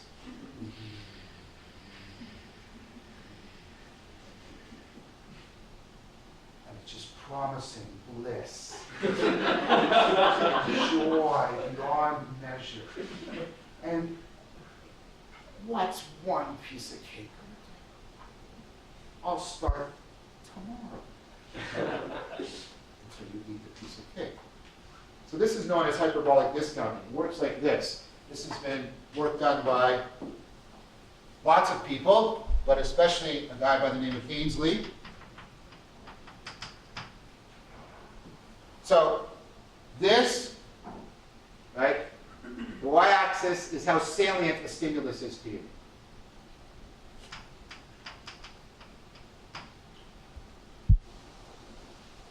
This axis is time, present, further and further into the future. Right? That graph. Across species, not just human beings, all species demonstrate this. It's also called temporal discounting, hyperbolic discounting. It has to do with the fact that as things go into the future, they immediately become less salient. Now you may wonder, why is this set up? This is set up, the reason why so many organisms are powerfully organized this way is because this is very adaptive in nature. Because current events are very probable in occurring. In fact, the probability of occurring is 100% because they're happening. Events that are just in the near future have a very high probability of occurring. Then as you spread out into the future, the number of possible events multiplies, so the probability of any one event occurring goes down dramatically. If you didn't do this, you would be caught in horrible things like, well, I should get out of bed. I might trip. And I might damage my knee. And that could cause me sort of pain that could impact on my performance at school. And I might not do as well. And that could cause me to worry. And then that could cause me to actually fail. And then if I fail one class, that could spiral. I could fail other courses. I could not get my degree. Then I won't get the career I want. I'm going to end up in Buffalo married to a lamb. Like that, right? Hyperbolic discounting blocks low probability events. The problem is, right, here's sort of events spiraling out into the future, right? Each one of these events has a low probability, but sometimes there can be a feature shared by all of them. I don't smoke, but if I smoke this cigarette, right, it could lead to me dying in Hamilton of cancer in my left lung, or Hamilton in my right lung, Toronto my left lung, Toronto my right lung, Burlington emphysema. All of these individually are very low probability events. But here's the funny thing about me, and I bet it's true about you. I want to avoid death. Not just death in Hamilton. It's not like you say, you're going to die, but it's not in Hamilton. And I go, okay. I want to avoid death. I want to avoid what all of those share in common. But that's an abstract property. And because hyperbolic discounting blocks each one of these as low probable, it also blinds me. Think of the language of blinding. It blinds me to seeing the high probability feature that they all share, which is death, premature death. So, this is a theme we're going to come back to again and again. Your cognition makes you adaptive by having machinery that alters what you find salient.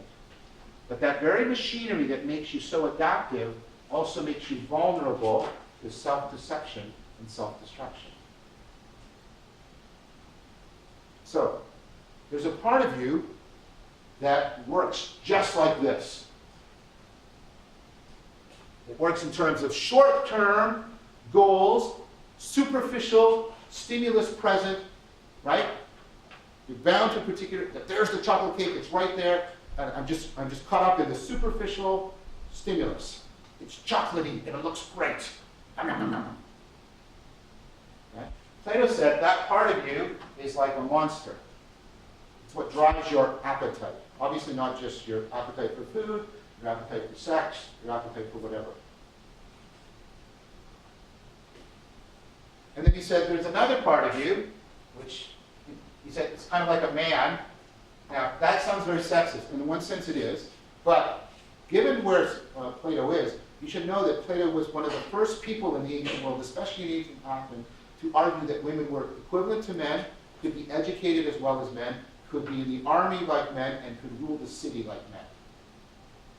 He specifically, directly, and explicitly argued this.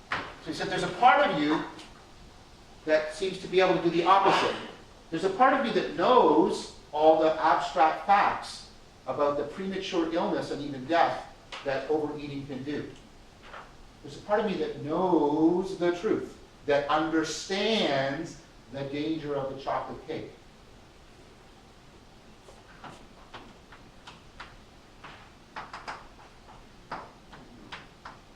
This part understands abstract truth. Very deep scope, can look far into the future, can look across different possibilities.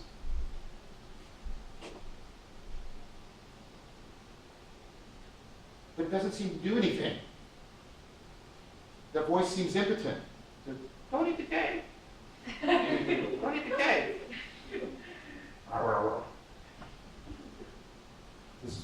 this is so powerful and adaptive.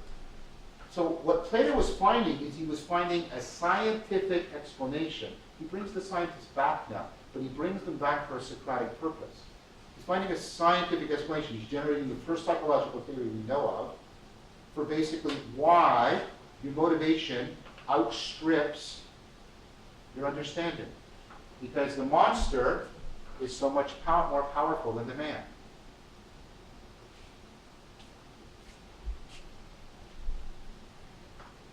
So, what are you supposed to do? How are you supposed to resolve this inner conflict? So, for Plato, there's a third thing. There's a thing he represented symbolically by a lion. And it's sort of not quite, it doesn't really correspond to what we would call our emotions or to our feelings. It's more like what we would call our spirit. Right? And what the lion represents is the lion represents our socialization. It represents exactly that process of internalization. The lion operates in terms of honor, how we respect and adopt the perspective of other people. The lion works in terms of honor. And honor is to respect, right? To seek the respect of those who you respect. It is the process of internalization. And so what Plato says is, well, you can teach the man who can then train the lion. And then the lion and the man together can control the monster. So when you internalize Socrates, you're basically empowering, right, the lion so that you can deal with the monster. So Plato has this idea, right, that one of the things that we seek, part of what was going on with Socrates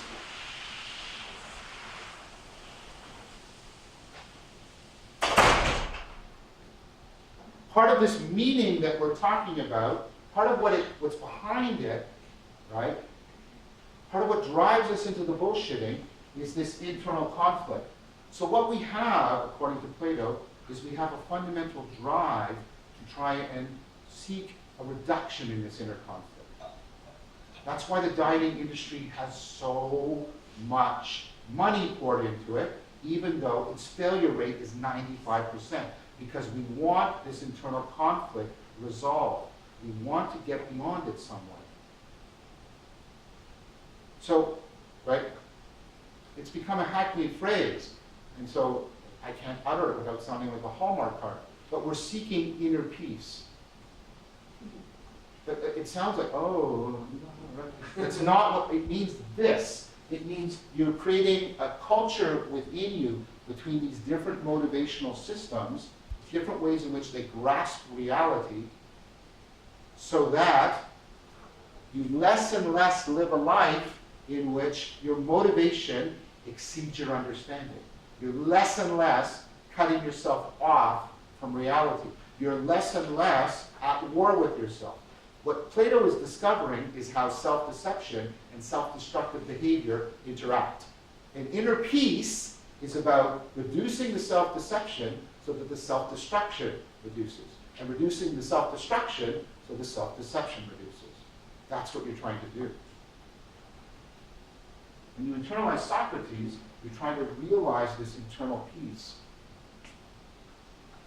So wisdom is this kind of radical self-transformation, that by internalizing the sage, you reorganize the structure of the psyche, so self-deceptive, self-destructive behavior is reduced. And what Plato is arguing is, you have a fundamental desire to do this. If I could say to you, I have this technique which will reduce inner conflict, inner distress, inner anxiety, the sense of being at war with yourself, you take it. And I'm confident in saying that because people fork out millions of dollars for anything that promises this in some significant way. Now, Plato also realized that, right, there was a second So this is, by the way, let me just create a term for us. This desire to reduce inner conflict is a meta-desire. It's a desire we have about our desires. We want our desires to not be in conflict with each other.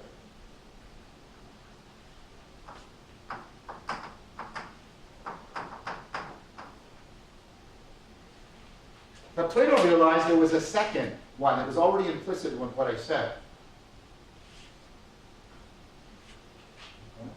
So let's do, right, a sort of a thought experiment. Right?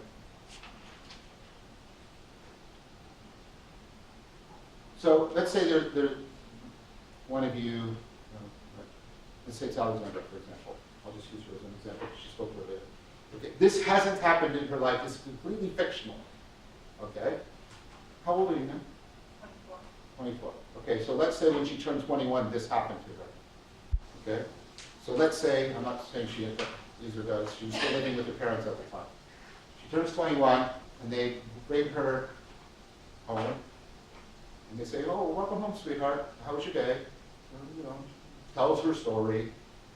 We talked about that. And then they say, well, you just turned 21, and there's something that we're legally obligated to tell you. Okay, what? And so they bring her to this wall that she's always thought was just a hallway. And, you know, and there's a picture there, and they remove the picture, and there's a button. They press the button, and the door opens. And inside there's this secret room, and there's graphs and pictures of her and all this videotape and all this. And they come in and they say, 21 years ago, the government hired us to have you. They paid us to have you. They gave us scripts of how to talk to you. We memorized the script. We watched videos. We practiced. We actually don't care about you at all. We don't love you. But we're not going to change any of our behavior. We will still say everything we've always said to you, but how much we love you, how much we care about you. We will still finance you. We will still care for you. We'll still, nothing is going to change. Nothing at all is going to change. Everything is going to remain the same. We were just legally obligated to tell you that's not true. So, that's all. See you at dinner, honey. Now, how does she feel? Does she say, I don't care. They're still going to feed me. They're still going to take care of me. They're still going to say the same things they've already said. How would you feel? I'd implode. Right? Because why? Because it's no longer what? Real. Notice the word you want to use. It's no longer real. And what Plato said is we seem to have this other meta desire, right? Which we saw implicit in Socrates. Above and beyond whatever we desire that it be true. It be real. We desire that what satisfies our desires be real. That's why Neo takes the pill, right? In the Matrix. Remember, Morpheus, which means sleep, by the way, waking up. The Matrix is just an axial, it's sort of axial pornography, right? It's just like axial ideas flung at you with special effects and neat martial arts. Because you're trapped in this world, and you got to get to the real world, and Neo, and you got to find the one. You'll see why as we go on. Okay, right? All Morpheus can offer Neo is the truth. All I'm offering, and Neo still takes the pill. That's why you can do the following. I won't do it because it's sometimes embarrassing. I'll ask people, how many of you are in a romantic relationship? People put up their hands. Then I'll say, how many of you would like the relationship to continue? Most people, yeah, I like my relationship. And then I'll say, how many of you would want to know if your partner was cheating on you, even if it meant the relationship would be fractured? And almost everybody keeps their hand up. They're willing to sacrifice this thing that they really value because it might not be true. But Plato discovered this other desire we have, this meta-desire to be in touch with what's real. And that's, of course, why we don't like self-deception. See, what Plato is saying is there's something behind that two-world idea about this world and the real world. We do seem to have this powerful drive of wanting to get to the real world, to be really connected to things.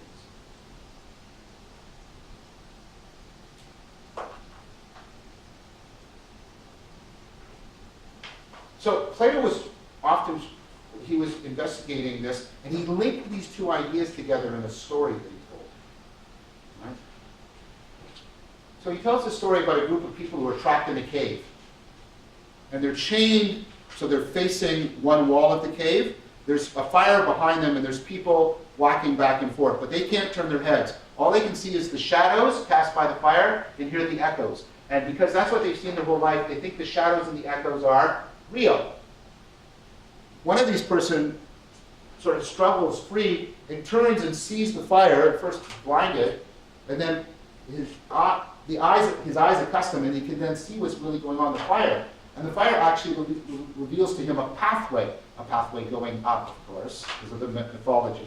And he goes up the pathway, and as he starts to go up the pathway, he starts to come into the light of the real world.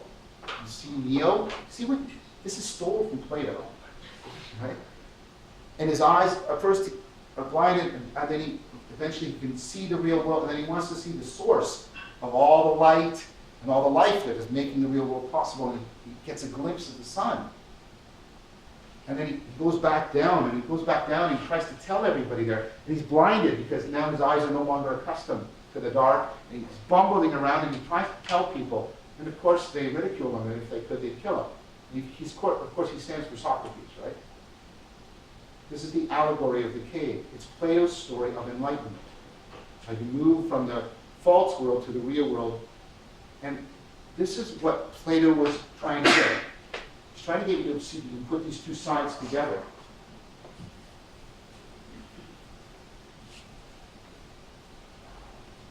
We have to understand the Western notions of enlightenment before we can responsibly try to interact with Buddhist notions of enlightenment.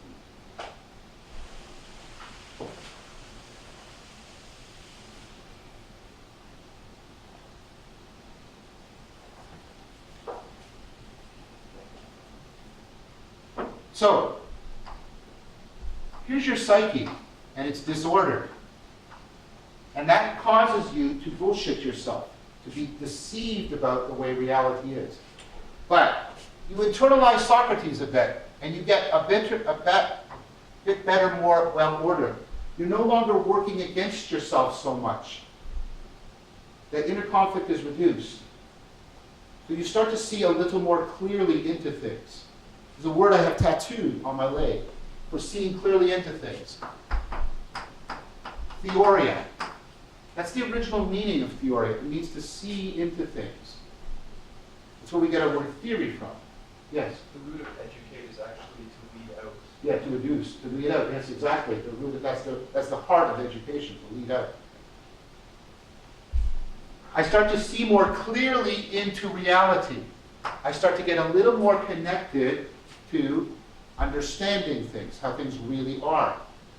The real becomes a little bit more salient to me. Right? The real becomes more salient.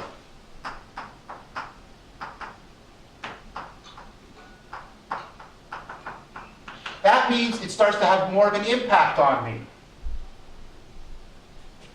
I get a little bit more empowered in how to reorganize my psyche so it's more aligned with what's really going on. I get now more inner peace. That allows me to see more deeply into reality. The real becomes more salient for me, which means I can internalize it more. Do you see what's going to happen here? This is going to do this. And that's you walking out of the cave and into the light. That's called anagoge, the ascent.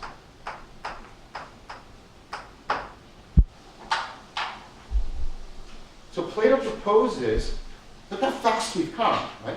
He's proposing like a psychological theory of enlightenment. Right? He's proposing that you have these two things you fundamentally want. There's a way in which you need to be connected to yourself and the way you need to be connected to reality.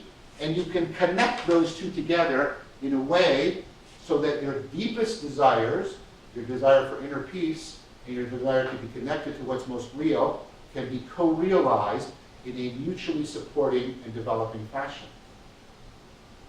And that's the meaning, that dynamic, creative, self-transcending set of connections that Socrates was willing to die for.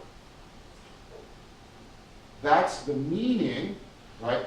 So Plato, probably the most intelligent person in all of history, they estimate his IQ was around 220. Einstein's was 185. Right? So I don't know how to do this. I'm suspicious about it. I mean, what you do is you look for the kinds of things that we test for in psychometric tests. You look for the problems a person finds, generates, how important those problems are, how much progress they make on solving those problems. And Plato does that like whoosh, right? So possibly. So what's happening is this person is offering, right, to explicate a Greek notion of what makes a life meaningful. And notice how different it is from the Israelite notion. The Israelite notion is very historical, right? And it is organized around narrative. And I'm not trying to say one is good and the other is bad. I'm trying to just get you to see the difference. They're both two-world things. They're both axial. They're both about liberation. They're both about going from the mundane world of self-deception and self-destructive to the better, the real world. The Israelite way is this story, this narrative, right? It's a narrative order. The Greek way is structural. It's trying to find the underlying principles. Okay? So philosophers have a word for that, nomological. Nomos means the underlying principles or laws. So whereas the Israelite way is sort of the narrative invention of history, what we have in the Greeks, right, is we have this sort of psychological or philosophical is what I'm trying to say, because Plato's both a philosopher and a psychologist, right? Right? Creation of this idea of a nomological order that we seek. So one meaning of meaning that we have from the Israelite heritage is meaning is that sense of a connection to a history, a belonging to a progress, of what, so that our moral decisions matter and the course of our life has the right direction. From the Greeks, we're getting this idea that what we want is an inner structuring of the psyche and a deep connection to reality. We want things structured in the right way, within and without, so that we overcome self-deception and self-destruction, so that our two meta-desires of inner peace and connection to realness are both realized. So we're getting this narrative sense of what meaning is, and we're now getting this from the Greeks, this nomological sense of what meaning is. And there's also the beginning of another one that we've seen in Plato with this idea of anagoge, or ascent, which is how do we move from, right, how do we move to what is better? How do we make that transformation? How do we improve ourselves? Okay? All of these things are clearly intertwined in our conceptions, our current conceptions, of what meaning is. Along the way, we're starting to see how enmeshed this explication and development of what meaning is with the development of increasing rational reflection on the nature of cognition, and increasingly how that's starting to take a scientific shape. Plato's offering a theory. By the way, have you seen this theory anywhere else in the history of psychology? These three levels? Yes, Freud. Freud admits that he gets it from Plato. He does it in a couple of footnotes.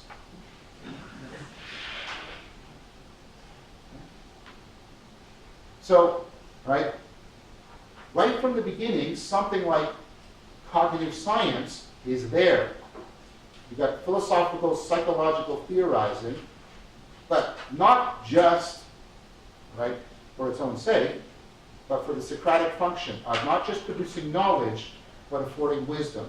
where wisdom is increasingly trying to figure out what is this meaning we're seeking, why is it important, and how and why should we improve the seeking and the realization of it. So, what I want to do next time is now bring the two strands back together. Because Christianity is going to intersect with Platonism. And we're going to get, right, a further development of these three orders. So let's just review. The orders we already talked about. There's a narrative order that we're seeking when we're seeking meaning. That's exemplified by what the ancient Israelites and the Christians gave, early Christians gave us. This is where we want history to have a purpose that we can progress towards. There's a nomological order, which we're going to see Aristotle's going to develop way beyond what Plato's done. But it's, again, trying to find the underlying principles. And Aristotle is going to really develop that. And then the one that we've seen just beginning in Plato, and it's already implicit in the Accolade, there's a normative order. Normative means, in philosophical circles, right, oriented towards what is good or best. This is an order that allows us to improve. This is a way of connecting to ourselves in the world so that we can move towards what is better, what is good, what is most real. These are the aspects of meaning that we're talking about, I'm going to argue, because they're foundational to the West, when we talk about meaning in life. And what I'm going to then go on to do is show you further how these orders developed, how they were integrated, how they became profound and pervasive, and then how they were all lost. All of them. And that's the meaning crisis. And along the way, we're starting to do more and more cognitive science. That's it for today. Thank you very much.